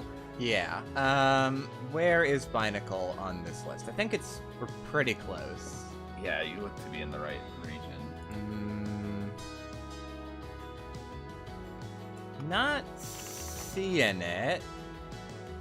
Number 688. The dex entries never are gonna help. The number is never gonna help me. Generation 6. 6? Oh, okay. I was in the wrong place. Generation 6 does not have a lot of new Pokemon. And also, I'm not going to get into it right now, but Gen 6 is wicked my least favorite. Okay. Yeah. Here's Binacle. Let's look at Binacle. Let's look at the dex. I mean, we will have to look at Barbarical for sure, but not right now, not immediately. We need to start with Binacle. Its face is a hand. Yeah, we need to start with Binacle and then work our way up. This is a rock. This is a rock that is approximating a human being. Like, this is Dream for sure. This is Dream Energy for sure. Dream Energy, 100%. And like, especially with the evolution, it is doing its damnedest to become human-like. Wait. I've already got a theory. Okay. This Pokemon only exists because of a in-universe equivalent of Junji Ito making a horror comic about hands coming out of rocks. Yes. In-universe Junji Ito made a story about hands coming out of rocks, and people got so fucking scared of it that it became a real Pokemon. That's my theory immediately. Yeah. Yeah. I mean, we can look at the dex entries, but I already feel very strong about that. Yeah, like it's too human to be. It's got to be a recent thing. So let's see. Let's look. 2 Binacle live together in 1 rock. Okay, so they're individual Binacle. Yeah, that is interesting. I don't think that disproves my theory at all. No. When they fight, one of them will move to a different rock. What? Wait, huh? Sorry, so these 2 Binacle are living in the same rock, but if one of them gets in a fight, the other one is just gonna leave and go to a different rock and watch it out. Oh, wait. No, I think it's when they fight with each other. Oh, I think you're right. You're right. They can fight with each other, and they might... They look like they are constantly at odds. Yeah. I also think that... we need to find out if there's an image of a Binacle just out of the rock. No. Not on Bulbapedia, anyway. Let's see what Google has to say. Interesting. Okay. Doesn't seem like anyone is that moved by Binacle to make a fan of Binacle without a rock. Yeah, that's shocking fair. Everyone. That's fair. They stretch up and then contract, yanking their rocks along them when bold hops. They eat seaweed that washes up on the shoreline. Okay. Aww. After 2 Binacle find a suitably sized rock, they adhere themselves to it and live together. They cooperate to gather food during high tide. So I think Binacle are gay representation. Without good teamwork, they won't survive. Cause we know that. So it says 2 Binacle find a suitable rock, so they make this decision together. Yeah. They come together. And then they adhere themselves to it and live together. Yeah. So adhere themselves to it. So they're not in the rock; they're on top of the rock. They also have a fun relationship with the sticky hands that you throw at the wall, huh? Yeah, I guess so. 'Cause they're sticky. Yeah. Wow. Nothing I'm learning about this Pokemon is making me like it anymore. Okay. All right. Okay. Let's look at Barbarical really quick. When they evolve, 2 Binacle multiply into 7 to fight with the power of 7 Binacle. Okay. Fucking okay. Barbaricle's legs and hands have minds of their own and will move independently, but they usually follow the head's orders. Awful. Now this is okay. They're contradicting themselves. They're saying 7 in Sword. They say 7 Binacle come together to form 1 Barbarical. Okay. The Binacle serves as the head, gives orders to the serving as limbs. But the X one says they Binacle multiply into 7. I think this so might which be, is it? I think this might be, as the dex is refined over time. I'm not saying the sword one was more correct. I think it's just the more accepted definition of what. Sure. I think people still don't know what the fuck is going on with Binacle, which makes sense because it is a fairly recent Pokemon. Yeah. Born out of very recent dreams by very recent addition to the universe in Universe Junji Ito. In Universe Junji Ito. Look, we don't need to look at any more Binacle information. My theory is already solid, and nothing disproves it. Binacle only exists from in-universe Junji Ito's mind. Where's this? First off, it's a really cool theory already. I love this. Canon, it's right here. It's right where Gengar is. No, I'm not sure. No, it's not. It's not. Where does Binacle go on the alignment chart? Where does Binacle go? It is a really cool theory. It's a really cool theory. It is a really cool theory. Because the Pokemon's really lame, and that's hard for me. But the theory itself is, and it fits with our lore so far really well. I mean, we could just put Binacle over there. Yeah, I think that's probably really wise. Cool, absolute horseshit. Yeah. I think that's probably fair. Mm-hmm. As much as I want it to be canon, I want to meet in-universe Junji Ito in Pokemon. The problem is, it's the same way that we use Luxray as or Mew as an anchor for Luxray earlier. Mm-hmm. We're using Arceus as an anchor for Binacle in this situation. Yeah. I agree. I think also that in present day Pokemon, Binacle is only 10 years old max. Right. And also I would say Binacle sightings are also probably pretty rare. It's a sort of thing of Binacle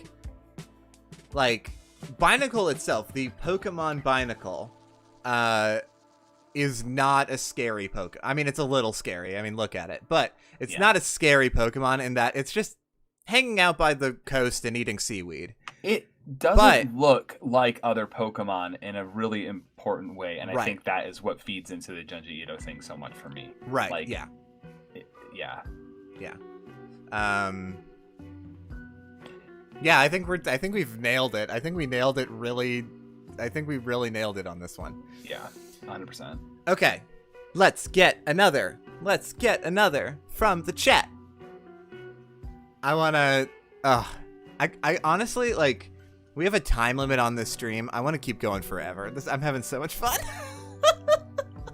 I know, I'm having so much fun. I was thinking, I'm would it be possible for us to pick this up we could just make this a stream series, but I'm also am I gonna remember half of this shit by the next time we get a chance to do this? I mean, I will. I mean, look, we don't have to make it a full stream series, but if we want to do a part 2 within a week, I think that's a good idea.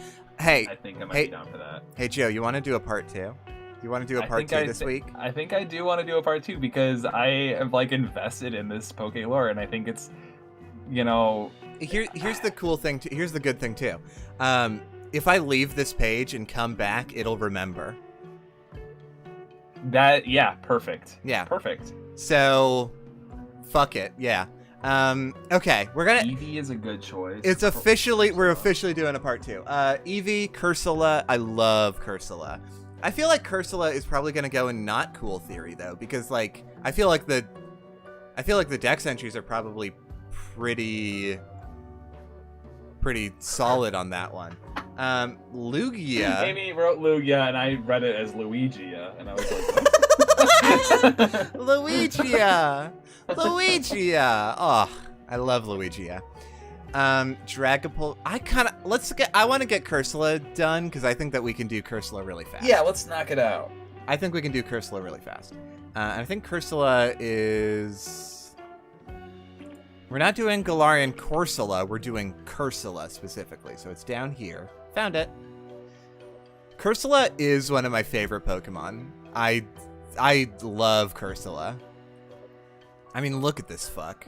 That's another one that I'm not familiar with. It's from Sword and Shield. It's it's an evolution of Galarian Corsola, and it's ghost type because the idea behind it is that it is dead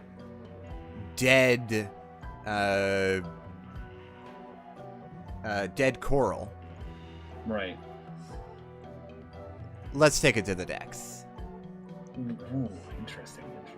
So, first off, we just need to acknowledge that Cursula slaps. Cursula's design is so good. Mm-hmm. I mean, you've got this extremely upset Cursula face, extremely distressed, coming out of the mouth of a dead husk. Yeah. Well, it's all a ghost too. Is it even physical? I don't know how physical it is. Man, I love Undertale, huh? Undertale is great.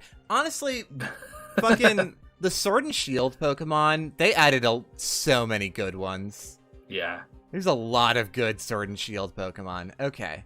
Let's look at we skipped the dex entries because there's only like 2.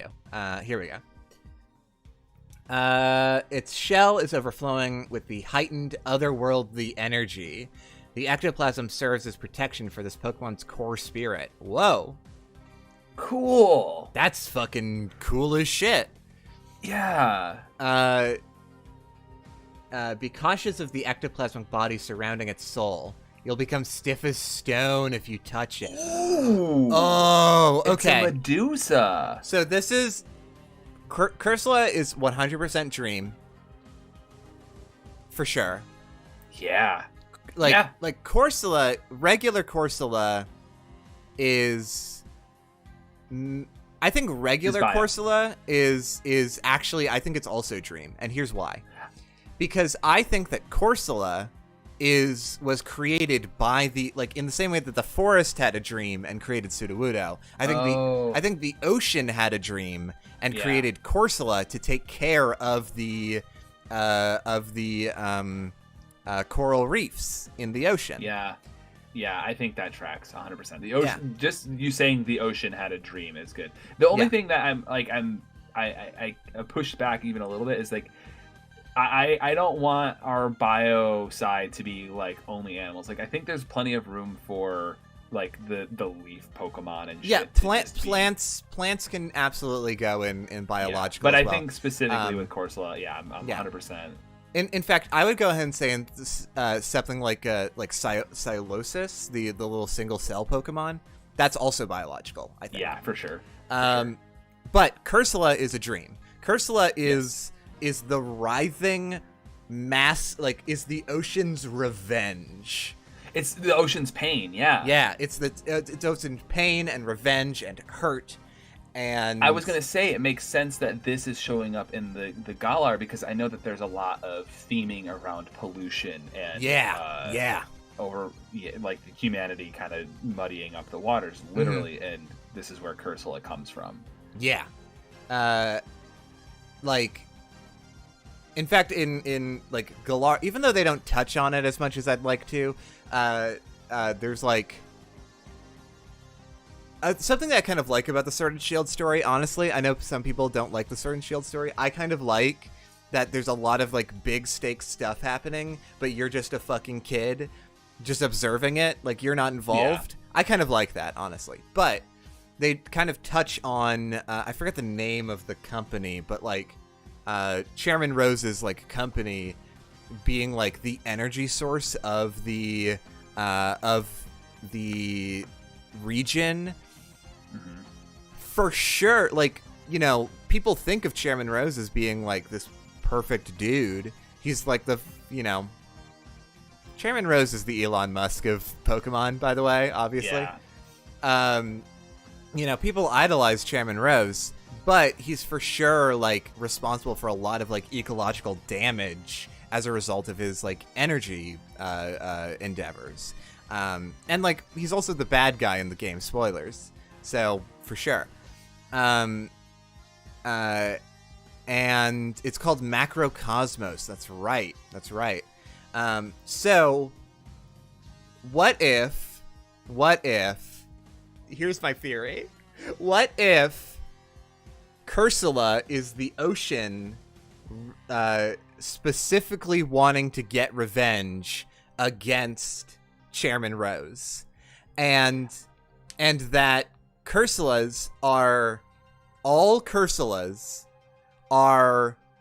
at all times trying to get close to Chairman Rose to touch him and turn him into stone. I don't like that. I don't Really? like that because I don't like seeing, or especially with something as big and powerful as the ocean having a dream, and that dream turning into a nightmare. I don't like it boiling down into like blaming one dude, because that easily allows us to like excuse the rest of Macrocosmos. For sure. Like, right. I okay. Sure. They do hate Chairman Rose. They do hate Chairman Rose, but it's like not the they don't want to just kill Chairman Rose. They want to dismantle like the whole thing, for sure. Mm-hmm. And like also, I would also say that like, you know, in like Cursula's, I don't think that they're like maybe as driven as that in particular. They're just like lashing out because they're hurt. Right. And like they want revenge, they want that goal, but they're not acting out of like reasoned logic. They're acting out of, you know, someone who is hurt and you know wants to fight back. So I think that there have probably been quite a lot of Macrocosmo related deaths to Cursula, and not all of them were good, but some were. Yeah, I think that's like we'll broaden it out. Cursula is the ocean's vengeance against Macrocosmo.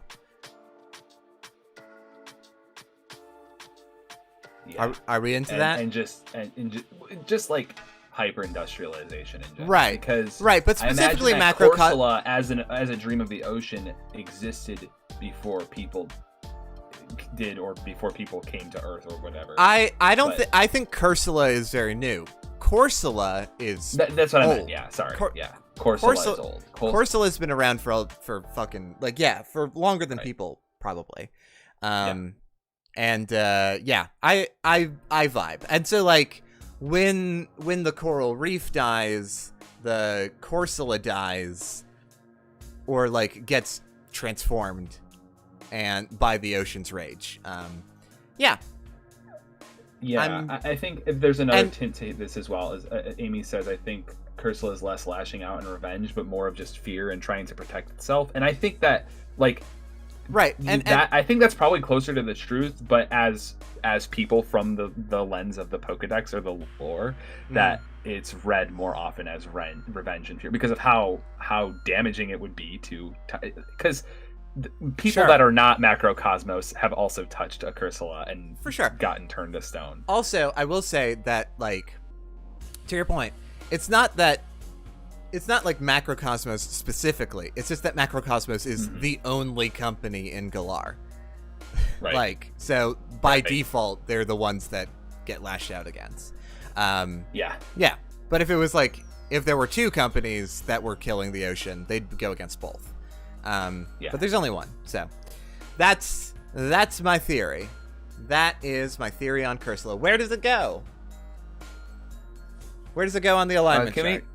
Can we review the dex entries again, or did we do that already? We did. It basically just said there's only two. There's only two. Right. Because it's super new. It's spirit goo that turns people to stone. Right, so basically the things with the dex entries is that the little orb in the center is the soul, and the ectoplasm around it is the like vengeful energy, the ectoplasmic energy that turns you to stone if you touch it. I think this has to be on the right side of center because we didn't really touch on why turning people to stone specifically was a thing. I think it's turning people to stone because that's that's the closest like you can get to coral from. Like, sure. Okay. You know, like they're basically just like, fuck you, you're nature now. Yeah. Okay. But like, I don't think it's that close to canon. Also, I will vibe with Amy. It's not a cool theory because it's sad. It's sad and it's real, and it also is kind of we are the disease a little bit. A little bit. So what if Crystal is like here? Yeah. Yeah, I like that. Mix of canon and horseshit, not that cool. Yeah. I'm into that. Yeah. I'm okay with that. What do we think? It's like it is cool, and like the journey that we took to get there was cool, but when we're done it also feels kind of obvious. Yeah, absolutely. I don't feel like we did a lot of work here, honestly. Yeah. Panafil Poltergeist saying, I would say that turning the turning into stone is like calcifying them and turning them into dead coral, essentially. Yeah. Oh, yeah. Okay. Yeah. All right. Well, I think I'm happy with that placement. Mm-hmm. Let's hear another.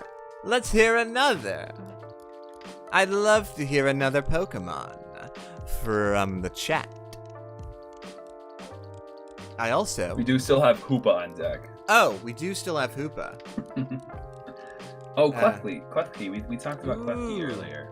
Yeah, I like Klefki. I would like to do Klefki. Let's do a Klefki. We haven't done a pure fairy. Yeah, and I think we should get something a little bit more normal animal too after that. Okay, so like dog or whatever. So let's here's the thing, because we've got to end at like 8, right? Unless you want to push. Oh, that's true. Yeah. Do you want to push past that at all? Do you want to fully end at 8? No, I would love to, but I really have to go to work tomorrow. Okay, no sweat. So we're gonna end in about half an hour, and then we'll check the Buru, and then we'll be done, and I'll do a raid. But here's what we'll do. We'll do Klefki, we'll do a more normal Pokemon, and then we'll end on a legendary. Okay, that sounds good. Yeah. Or potentially unknown. Actually, let's open next stream with unknown. Because unknown will lead into a rabbit hole. Yeah, and that'll start us off with a good little kink in our creation myth so far, I think. Yeah. So where is Klefki on this list? Gen 6, I believe. Klefki. Found him. Hell yeah. Klefki. So I feel like all fairy type Pokemon, or like what about one of the bats for the normal animal one? Ooh, yeah. Let's look at one of the bats. I'll have to remember, but when we're looking for our next Pokemon, I'll specifically ask for bat Pokemon, because there are a few. Mm-hmm. Okay. So Klefki. I feel like most fairy type Pokemon are Dream, right? Yeah, most. I mean, like with the glaring exceptions of Mew and Clefairy, right. Most of them, are Dream side. Yeah. Let's take it to the Dex. I love saying that. That's something that was like gonna be like a thing we would say every episode in the podcast. I believe. Let's see what the Dex has to say. Right. We had a whole thing of like each generation of the Dex would be read out by a different person we knew. Yeah. And then for various reasons that fell apart. But let's look at these Pokédex entries for Klefki. These key collectors threaten any attackers by fiercely jingling their keys at them. That's cute as hell. Never lets go of a key that it likes, so people give it keys to vaults and safes as a way to prevent crime. Wow. But then how? But okay. Then how did they get into it? But then how do you get in here? Yeah. Clef keys are gonna fucking walk off with your keys. You don't know where that clef key went.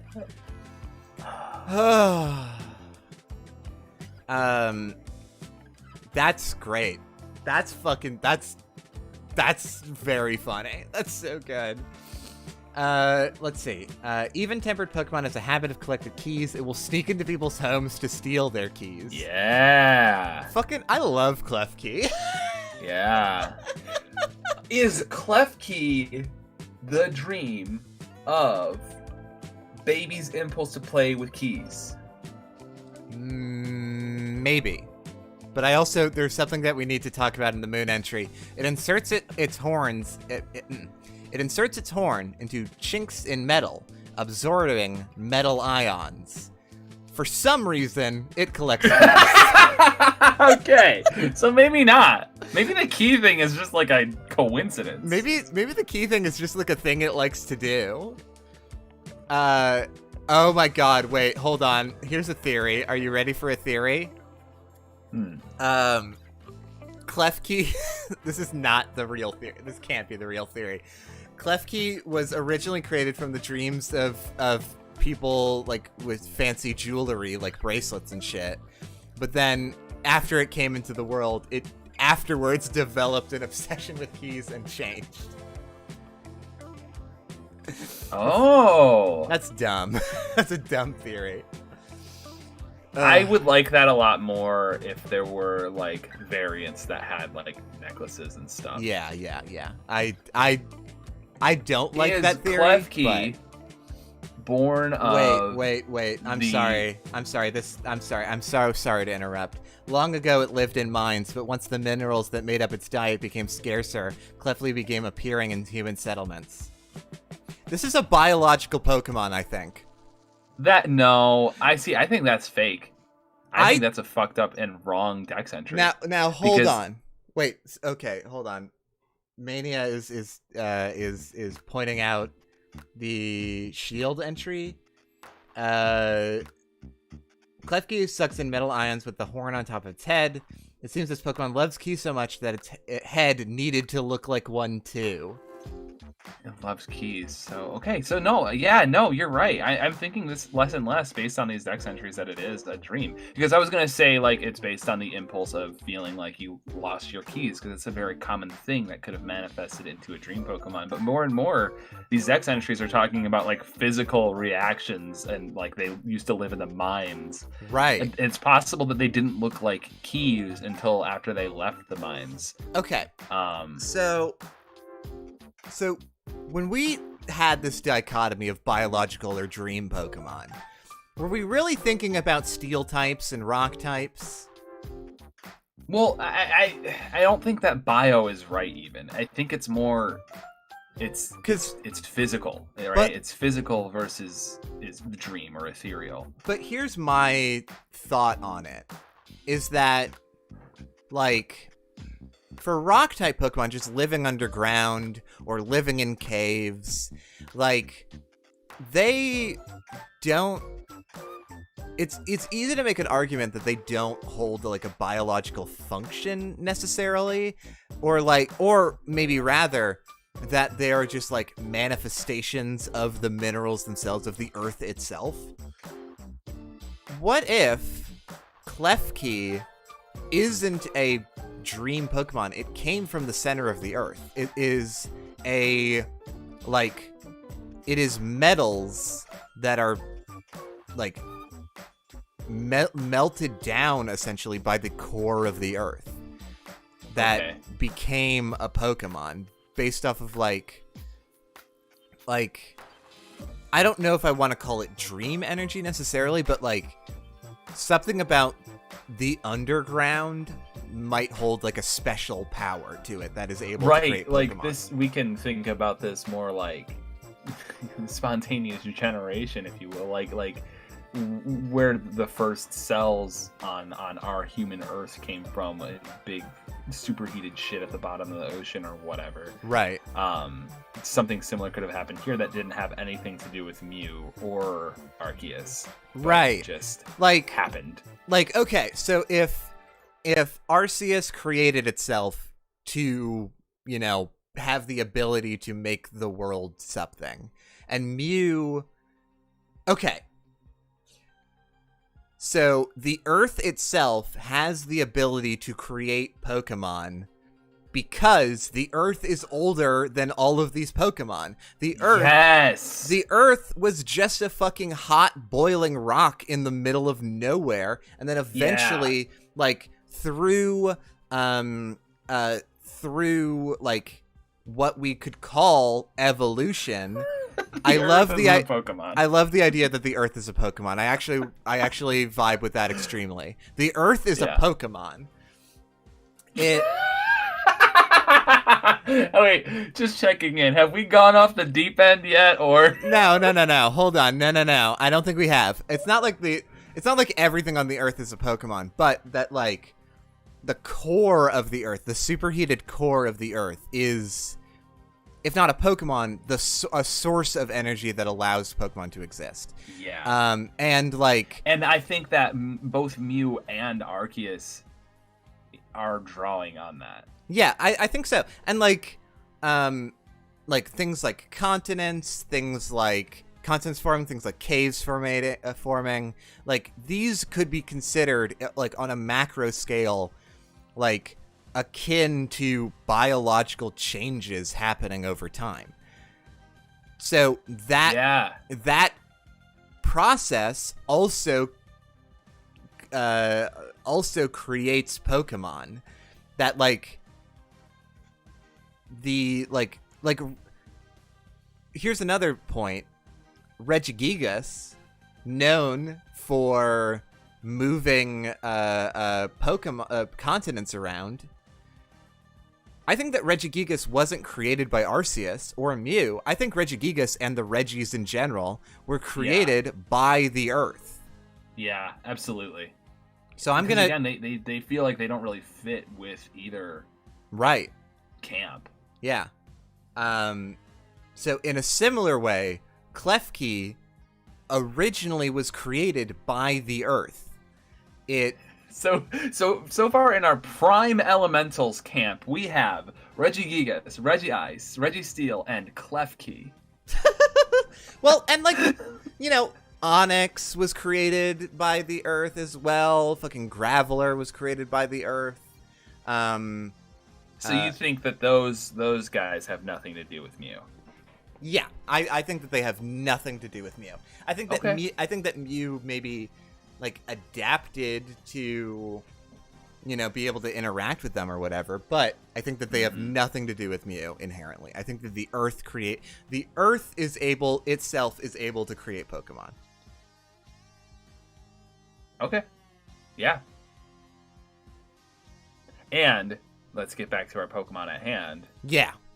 Klefki is a creation of that before keys existed, didn't look the way that it does necessarily, but just so happened to really like keys once it left the mines and came into contact with them. Yeah, I think that Klefki thinks, like, after coming out of the mines, like, it was just, like, you know, searching for sources of metal that it could ionized metal.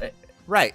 And if you look at the way these keys are shaped and you think about how Klefki is drawing metal ions in, it actually makes a lot of sense, because the keys are shaped like they're being pulled away from Klefki in that image. Right. And that motion feels natural to Klefki. Right. And I would say that the reason why Klefki developed this interest in like how stick bugs look like sticks because they like sticks. Yeah, essentially, Amy. That, like, Klefki being liquid metal that is able to, like, form itself into its shape, And like whenever it like detaches, it's because like you look at Klefki's art and that's a full complete loop. How does it get new keys on there? Where it can like it's liquid metal in the way that the like Terminator 2's Terminator is liquid metal. And it can, form itself into any shape it wants.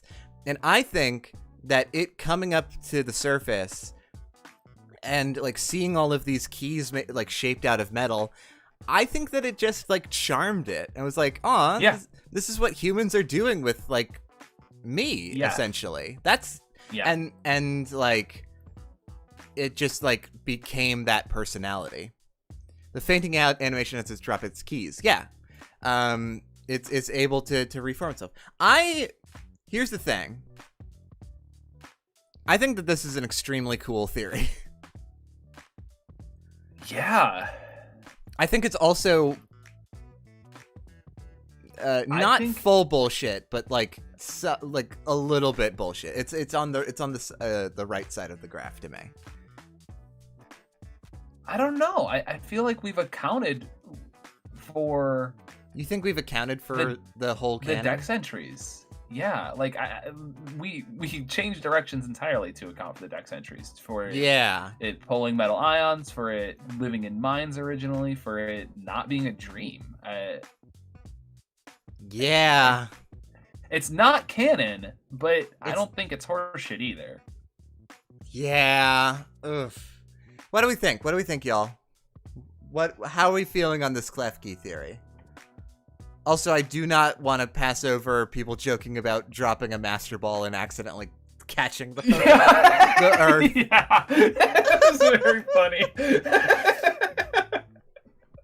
What do we think, y'all? How do we feel? How are we feeling on this Klefki theory?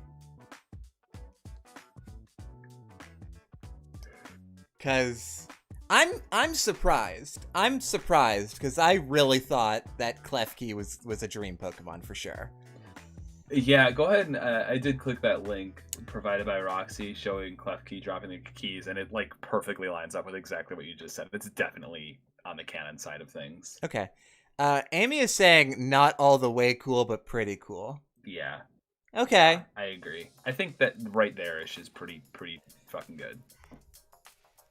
Something like that? Something like that? Yeah.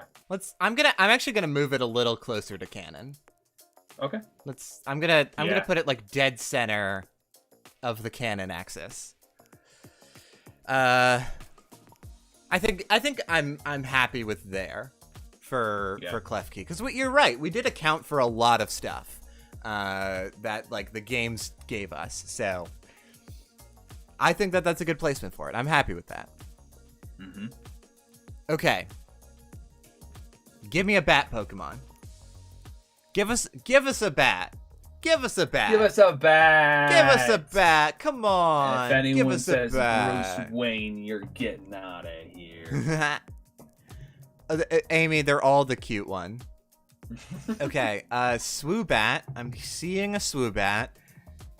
Crobat. I'm gonna wait. Here's the thing, because there are only so many bats. I'm gonna wait until I'm gonna like let people fill out their favorite bat, and we'll go with the most popular bat.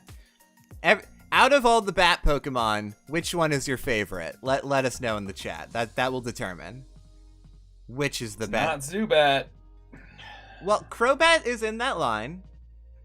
Yeah, Crobat's fine, but Crobat you don't have to encounter a million times when you don't do the fucking game. I love Zubat. I like Zubat a lot. I love Zubat. Zubat is perfect. I think the one you're thinking of, Amy, is Swoobat, but I'm gonna double check. I think no, Swoobat is earlier. What's the bat from Sword and Shield? Oh wait, from Sword and Shield. I was thinking of the one with the heart for a nose. That's Swoobat. Yeah, that is Swoobat. Amy, I don't think there is a bat Pokemon in Sword and Shield. No, there is. Oh, it is cute. Flying and dragon type. Pokemon. Wait, which one is that? Noibat? Which has also been suggested here. Wait, Noibat is... I'm sorry, Noibat isn't Sword and Shield. Pokemon Sword and Shield Noibat. Which, yeah, flying and dragon type. No, Noibat is earlier, I thought. Oh, well, maybe it's just in Sword and Shield and I'm a dumbass. I I'm don't not sure. know Pokemon is the thing. Oh, it's in Sword and Shield, not front end. Cool. I thought so. Okay, I'm seeing a lot of Noibats. And I can't blame you. Noibat is extremely cool. Noibat fucking is cool. And also his dragon type. Yeah, we're going to go with Noibat and not Noivern. But we'll probably look at Noivern. But Noibat is our prime. Noibat's our prime. Lunala would count, but I think goes against the spirit of what we're looking for. Right in this moment. But for sure, Lunala is a bat type, is a bat Pokemon, a bat type I would love if bat was its own type. Yeah. Now, first off, Noibat is adorable. Yeah, Noibat rules. Noibat is extremely cute. Canon. Noibat is so cute. Love Noibat. Shout out to Noibat. I've never raised a Noibat, but I've always wanted to. Noibat, I think... Noibat is Gen 7? No. X and Y, Gen 6. Cool. Noibat is the best Pokemon to come out of Gen 6, probably, in my opinion. I don't know. We'll see. But, I mean, let's just fucking look into it. They live in pitch black caves. Their enormous ears can emit ultrasonic waves of 200,000 hertz. That is probably. Here's the thing. That number is that's a lot to them. I also think that anytime that the Pokedex mentions a number, they're probably wrong. Because I'm 200,000 hertz is probably like kill you territory. Yeah, like I thought a jet was like somewhere near 1,000. Yeah. Anytime that they mention a number, I don't believe it. Personally. Aww. Hey, thank you so much to the Nerdcore for the raid. Hell yeah. Welcome. Can we get a shout out for the Nerdcore in the oh, you got it, Rhapsody. Thank you. Did it not come up? Oh, yeah, there you go. Unknown. No worries, Rhapsody. Well, hello, Raiders. My name is Jupiter. I'm hanging out with my friend Joe, and we're theorizing about Pokemon.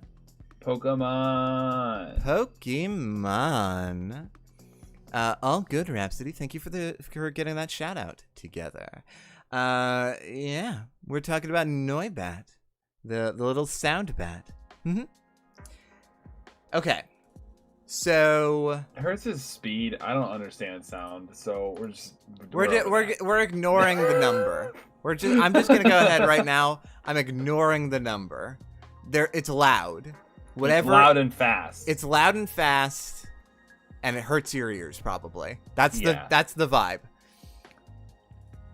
The Y entry. Even a robust I love the phrase robust wrestler. Yeah. Even a robust wrestler will become dizzy and unable to stand when exposed to its loud ultrasonic waves. Wrestlers famously good at being immune to loud stuff. They live in caves too, which wouldn't that cause cave-ins and shit? Like, there's some fucking plot holes here. Okay. That would be, like, even worse. In a cave, it's all echoey and shit. Now, hold on. I think they're fruit bats. Fruits are its favorite foods. Fruit are its favorite food. This gourmet carefully picks out just the ripe ones using its sonar.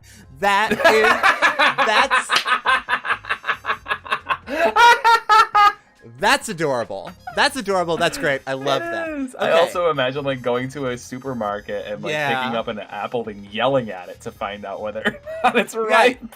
Yeah, people take their Noibats to the farmer's market, and they're like, okay, hey, Noibat, what's the state of this avocado? How's this avocado doing, Noibat?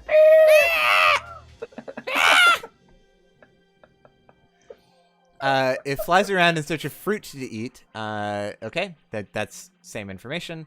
After nightfall, they emerge from the caves they nest in during the day. Using their ultrasonic waves, they go on the hunt for ripened fruit. No wavelength of sound is beyond Noibat's ability to produce. The ultrasonic waves it generates can overcome much larger Pokemon. Okay. 200,000 is the most. So I have to imagine that there are similar entries on like Loudred and shit, but like whatever. It's really loud. Sorry, can't talk right now. I'm screaming at my produce. Okay, so here's my thoughts here. So, there's two ways we can go with this: the fruit angle or the sound angle. They're both good. They're both good, and we also need to, I think, keep in mind the dragon angle, because that's not talked about in the decks, but it is part of their typing, which is interesting to me. Yeah, but also, like, Appleton is a dragon-type Pokemon. It's just a little apple pie, you know? Like, that's okay. Yeah, you're right. So, okay. So, I have two thoughts here. One, that, I think that Noibats are very smart. I think that they have great memory. And here's why. I think that Noibats, they emit noise. They're not great fighters, but when they're in danger, they emit sound that matches, they like attempt to match the resonant frequency of their target. Yeah, you know how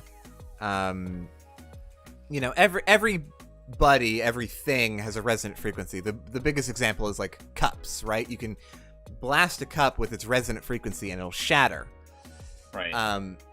So basically what Noibats are doing is they're trying to match that resonant frequency to basically make people vomit.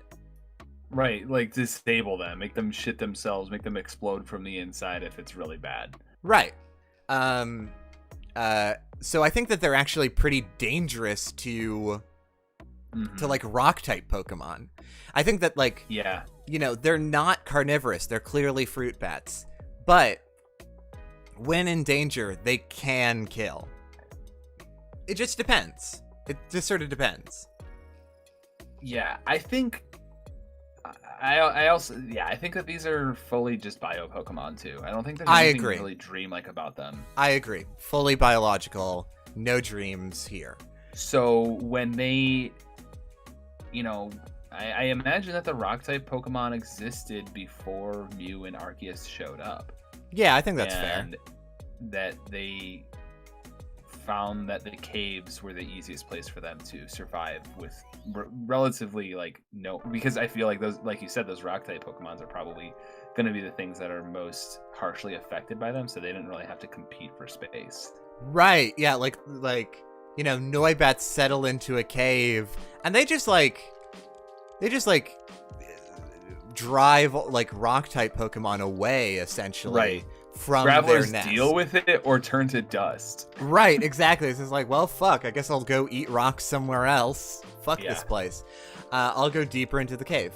The other part I want to talk about is the fruit angle. So first off, they have great memory because they can like remember the resonant frequency of like different things. They're sort of like crows. But in terms of the fruit, well, they're nocturnal too. So they're nocturnal as well. So they I do like Amy saying they're fruit hoarders, which is fun. So I think that like it calls them gourmets. I think that Noibat are like, they really do care about like taste and texture and obviously ripeness of fruit. They have like each Noibat will have a different favorite fruit. and when Noibats, okay, so like it's to the point of like Ratatouille, but with a bat. Oh. But like it's to the point of like, you know, Ratatouille. Thank you. That well, the scream sound, that's absolutely right, Amy. The scream sound has to be different based off of their favorite fruit because they're trying to find it. That's great. I love that like somebody could like catalog Noibat sounds based off of what fruit they're looking for. That's great. Here's my Pokemon theory. In the universe, there's a guerrilla sound engineer who has gone and recorded Noibat screeches and samples them in songs for their electropop band called Resonant Frequency. Yes! Oh my god. Oh, you gotta believe... That's not really about the Pokemon, no, but I think that's something that... Okay, no, I love this actually, that there's a whole genre of electronic music based off of Noibat. Yeah. Fucking Noicore. Yeah. Yes. Yes. That's great. Yeah. That's fully great. Shit. I want to listen to Noicore. Yeah, it would probably be really tight. Yeah. And then like there's like several, like it's like common knowledge if you're near a cave where Noibat are to like shut down the farmer's market before sunset, or else you'll be swarmed in Noibat trying to steal your fruit. Yeah. Yeah, and if they come, there's nothing you can do to stop There's them. nothing you can do to stop them. There's just a bunch of bats all eating your fruit. So many produce lost. We've done it. Nothing is gonna get better than Noicore. I'm just saying. Yeah. Noicore, I think puts Noibat in cool. Not super cool, not extremely cool, but cool. Yeah. Yeah. Yeah, and while we've allowed it to fit in with our going lore of how like a Mew is a physical bio Pokemon and it is invading the prime elemental Pokemon space, that fits, but it still feels like kind of horseshit because Noibat's just overpowered. Right. Like I think the number is wrong. I don't think that it can because a thing that I like really feel about the Pokedex entries is that they are often as much myth as they are real information. Right. I don't think that I agree with the resonant frequency thing. I think that that's true. But it's not damaging. It's not going to kill anybody. It's not going to kill anybody. In like there's a myth about a Noicore or a Noibat of destroying a Geodude, you know, like turning it to dust. There's a myth that happened once. Right. Does it happen on the reg? No, probably not. Does it now does could it make life for Geodudes really shitty? Yes. Yeah. Now could Noivern kill a Graveler? Probably. But Noibat? Yeah, probably. I don't know. I honestly like Noiverns are rarer though. I'm willing to put Noibat in the middle of canon and horseshit. Okay. Because I think that like the Dex entries are horseshit on their own. Yeah. And honestly, like the idea of people going out to sample their sounds does ground it in a very real way. So yeah. I would love to hear what everybody thinks about this placement. I'm pretty happy with it. It's pretty cool. I think Noicore just like if we didn't think about Noicore, I think it would be like down here. Yeah. But thinking about Noicore puts Noibat up there for me. I agree. Personally. Rhapsody thinks it's good. I'm not gonna stop thinking about Noicore. That honestly might be. I knew I was gonna get you with that one. It might honestly be my favorite thing we've done today. Is coming up with Noicore. Okay. This is for y'all in the chat. This next Pokemon is our last Pokemon of the night. But reminder, we are going to do a part 2 this week.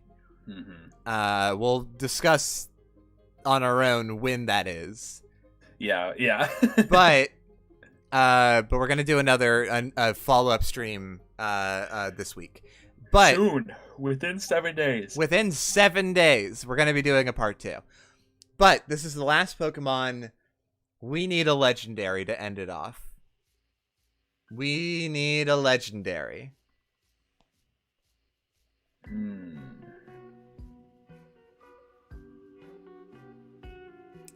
I mean, we heard Lugia earlier. Did hear Lugia earlier.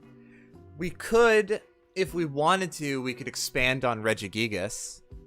Yeah, like that's like, because I kind of want to have that grounding for that prime elemental school of Pokemon.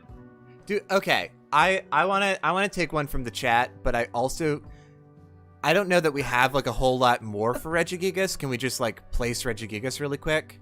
Yeah. You know what? You passed. I did. There's Regigigas. Let's place Regigigas really quick. We kind of know what's going on there already. The Earth is a Pokemon. That was our Earth is a Pokemon theory, and Regigigas is just representing that. Yeah. I think that we're just gonna put Regigigas right in the middle, in between Mew and and Arceus, like sort of representative of its place as this third entity, and also the fucking Earth creating Pokemon theory is very cool. It's extremely cool. And it feels like horse shit, but also like it is the only explanation for some Pokemon. So right. I'm fully fine with it being right there. Yeah. Okay. Now, going to chat, we've got a couple of great options: Dialga, Lunala, Darkrai, Jirachi, and then Scoob saying Metapod and Bidoof. I'm not super familiar with Dialga. Didn't you say that earlier, that Dialga also came from space? I didn't say that, but it's possible. I want to avoid Sinnoh because I feel like we've done a lot of Sinnoh, and I want to go. Jirachi is maybe a good one because Jirachi is like a whole other area of the world that we didn't like touch on really, like wishes. I love Lunala, and I feel like we'll have to do Lunala. Well, because Lunala's weird, because, like, we already know Lunala's story, right? From Cosmog. Like, we followed that story the whole game. Yeah. So, what theories are there? Is a Lunala theory inherently just a Cosmog theory? Let's do Jirachi.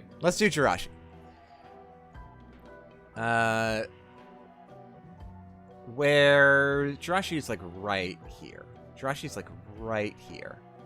Jirachi is Gen 3? Is Jirachi Gen 3?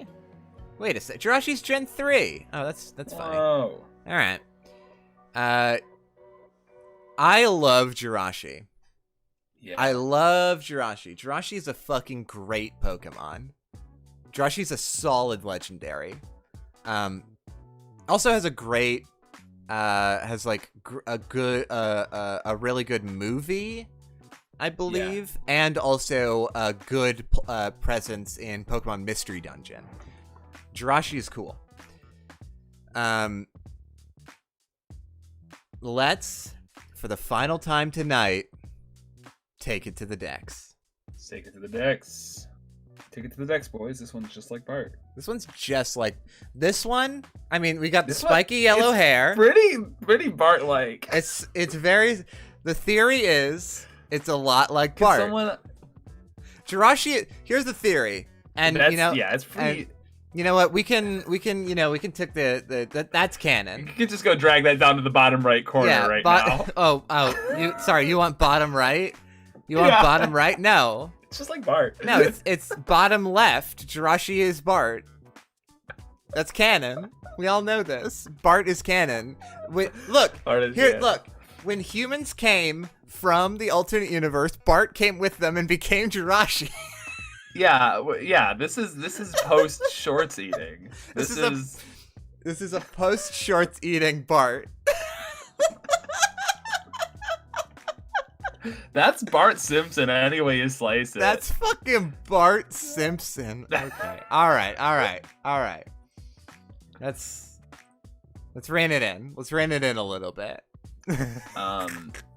Okay, so this this Pokemon has these paper glyph things on it, which means it is related to humanity. Like in an important way. Yeah, I mean, look, there's no excuse otherwise. Jirachi is a dream Pokemon. Right, 100%. Yeah, no question. Was Jirachi also created by humanity's wanting for wishes? Maybe, but I think in the way that we talked about what was Sudowoodo being the wish of the forest, or a wish of the forest, and Corsola being a wish of the ocean. Jirachi, I think, in a lot of ways, is humanity's just the concept of wish. Just the concept of wishes. Oh, wait. I'm sorry. We'll have to look at the dex entries in just a second. Yes. What if Jirachi is not anybody's specific responsibility, but collectively all of existence on that plant, on Poke Earth? On Poke Earth. Leads to the wishes, and wishes, like, Jirachi is like the vessel that allows these sort of wishes to happen. We'll see. I think let's look at the about decks. it's been a long time since I've seen it, but I think what you're talking about is similar to the plot of the movie that Jirachi is in. Probably. Let's look at the dex entries. Dex entries. A legend states that Jirachi will make true any wish that is written on the notes attached to its head when it awakens. If this Pokemon senses danger, it will fight without awakening. That's great. That is great. That's good stuff. Let's see. Jirachi said to make wishes come true, while it sleeps, a tough crystalline shell envelops the body to protect it from enemies.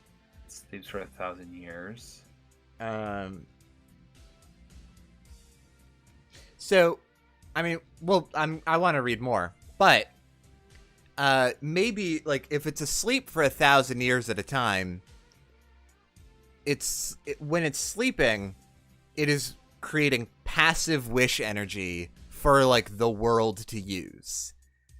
Yeah. When it wakes, in the way that Luxray sleeps to regain electricity, but on a much grander scale. Right, and to zap people who are lying. Here's the thing. I'm gonna hold the information Luxray can see through any lies. I'm gonna hold that information to my grave. But okay, so I'm gonna put that on my gravestone. Can't lie to Luxray. When Jirachi wakes up, for like the week that it is awake, it grants specific wishes. To whoever is around it. But during that 1,000-year sleep, it's just general wishes. Just for anyone to use. I mean, let's keep reading, but... I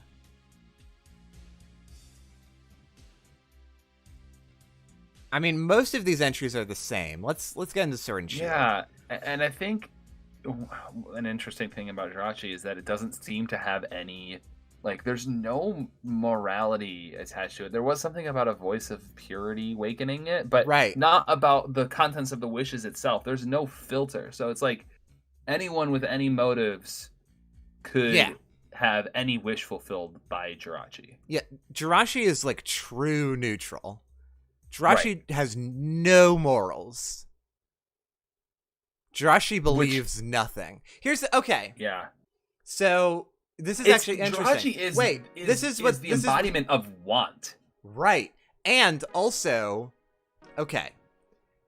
So, Jirachi, I think Jirachi is separate from Arceus in the way, because we talk about Arceus being the channel of the dream energy that allows Pokemon to create themselves. Jirachi is the energy that things use to create other things. From nothing, at any rate. So, like, Jirachi is the way that the ocean was able to create Pokemon, that the forest is able to create Pokemon.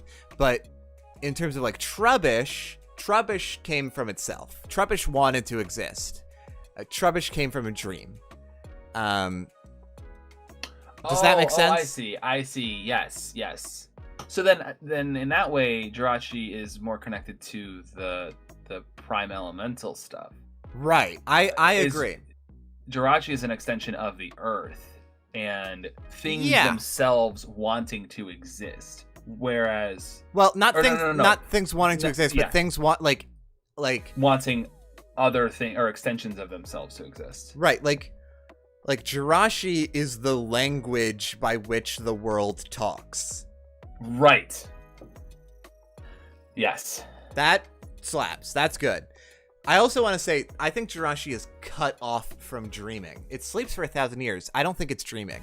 I don't think it dreams at all. I think that when Jirachi is asleep, it's not in its body anymore. It is just a presence in the world. It's just out there. Right.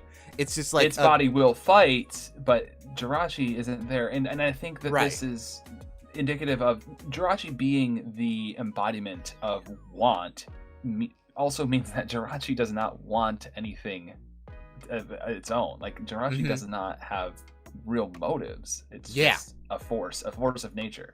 Yeah, I definitely agree with that. And another thing that we sort of see is when Jirachi is fully awakened, the eye on its chest opens. I think that Jirachi, the body, is not a separate Pokemon from Jirachi the Force, but that Jirachi's body just runs on instinct and is not doesn't have a mind going on it until the eye is open. Then the whole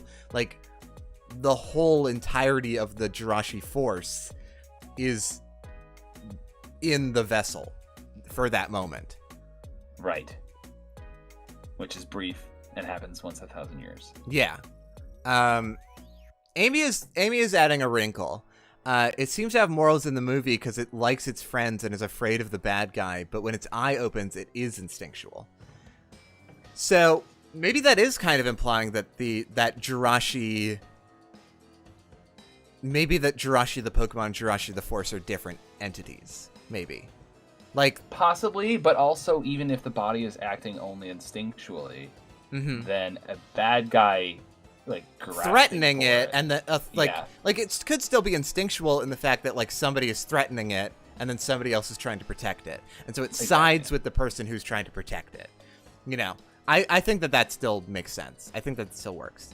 And I do think that, like, you know, top eyes open, little floating around happy little guy, Jirachi is little guy, animalistic, kind of just something that does have empathy on a physical level, but does not have motivations and doesn't have like mental presence or memory necessarily. Right. It exists as a creature in the moment, but like it doesn't have a past or future. It just it is what it is until it is fully embodied by the Jirachi Force.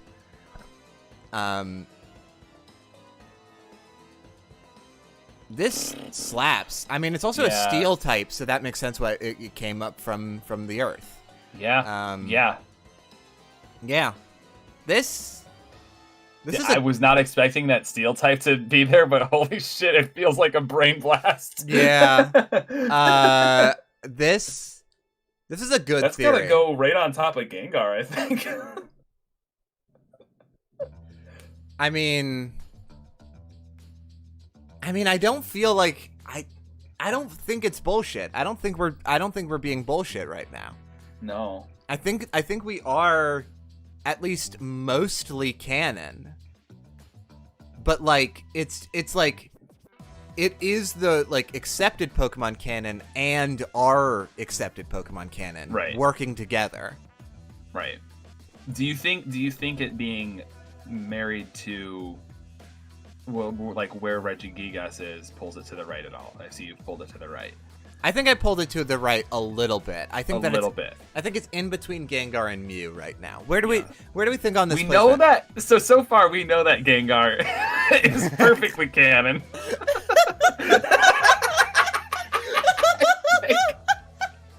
Gengar is the measure. Gengar and Quillfish are the measure of what is canon. Gengar is more... Quillfish is more canon than Jirachi is. Is another way to say it. Yeah.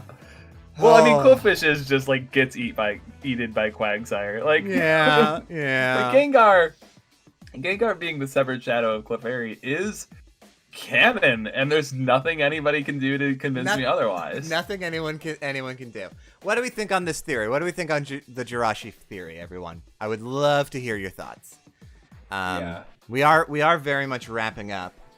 Yeah, this is the last one for tonight. This is the last one for tonight. Part 2 soon. I'm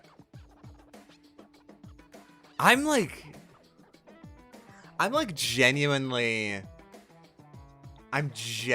like really invested in our version of canon. I think I think we haven't like come up against any like walls against our way of thinking on this. Yeah. And when we do, we just invent a new god. So then we just like not like and also like I want to be clear. Regigigas is not a god. Regigigas is a hand. Yeah, the Earth is the Regigigas is just like representing our theory of Earth Pokemon. Yeah. And we wanted to do more animals. I think next time we have to like grind out some animals to try to get some cool stuff. We tried to do that with Noibat, and then we came up with Noicore, and like that's just how it rolls. That's just how it rolls. So what of these theories are your favorites, Joe? I really like the Clefairy Gengar thing. I'm not gonna let that go. Mm-hmm. I really liked Jirachi and Luxray. I think those are my favorites. I think and Regigigas. Mm-hmm. I like that one a lot. Yeah. I also want to hear people's other folks in the chat's favorite theories we've done tonight. I think personally my favorite theories that we did are Klefki because of how much my view of Klefki was changed. Yeah, fair. And Binacle. I'm like, I don't remember. I keep looking up there. I'm like, what did we do? Binacle was created by Dreams from people being scared of an in-universe Junji Ito comic. Oh, yeah. That one was really good. Yeah. Amy saying Lux and Gengar are their fave. Rhapsody saying Binacle and Klefki. We're on the same page. Jirachi, Phantasmagoria, Litcher saying Jirachi and Regigigas. Yeah. Cursor. I'm glad there's a big variety here. Like, this is good. Yeah, a lot of people like our Klefki theory. Yeah. And I'm glad because it's a good theory. I had so much fun with this stream. I did too. This was a riot. I didn't even want to take a break, which is very rare for me. Yeah, we didn't take a break at all. That's weird. That's interesting. Also, I got to give a shout out to Noicore. Noicore is absolutely one of my favorites. Just so good. And yeah, the Pokemon Earth that's a good ass theory.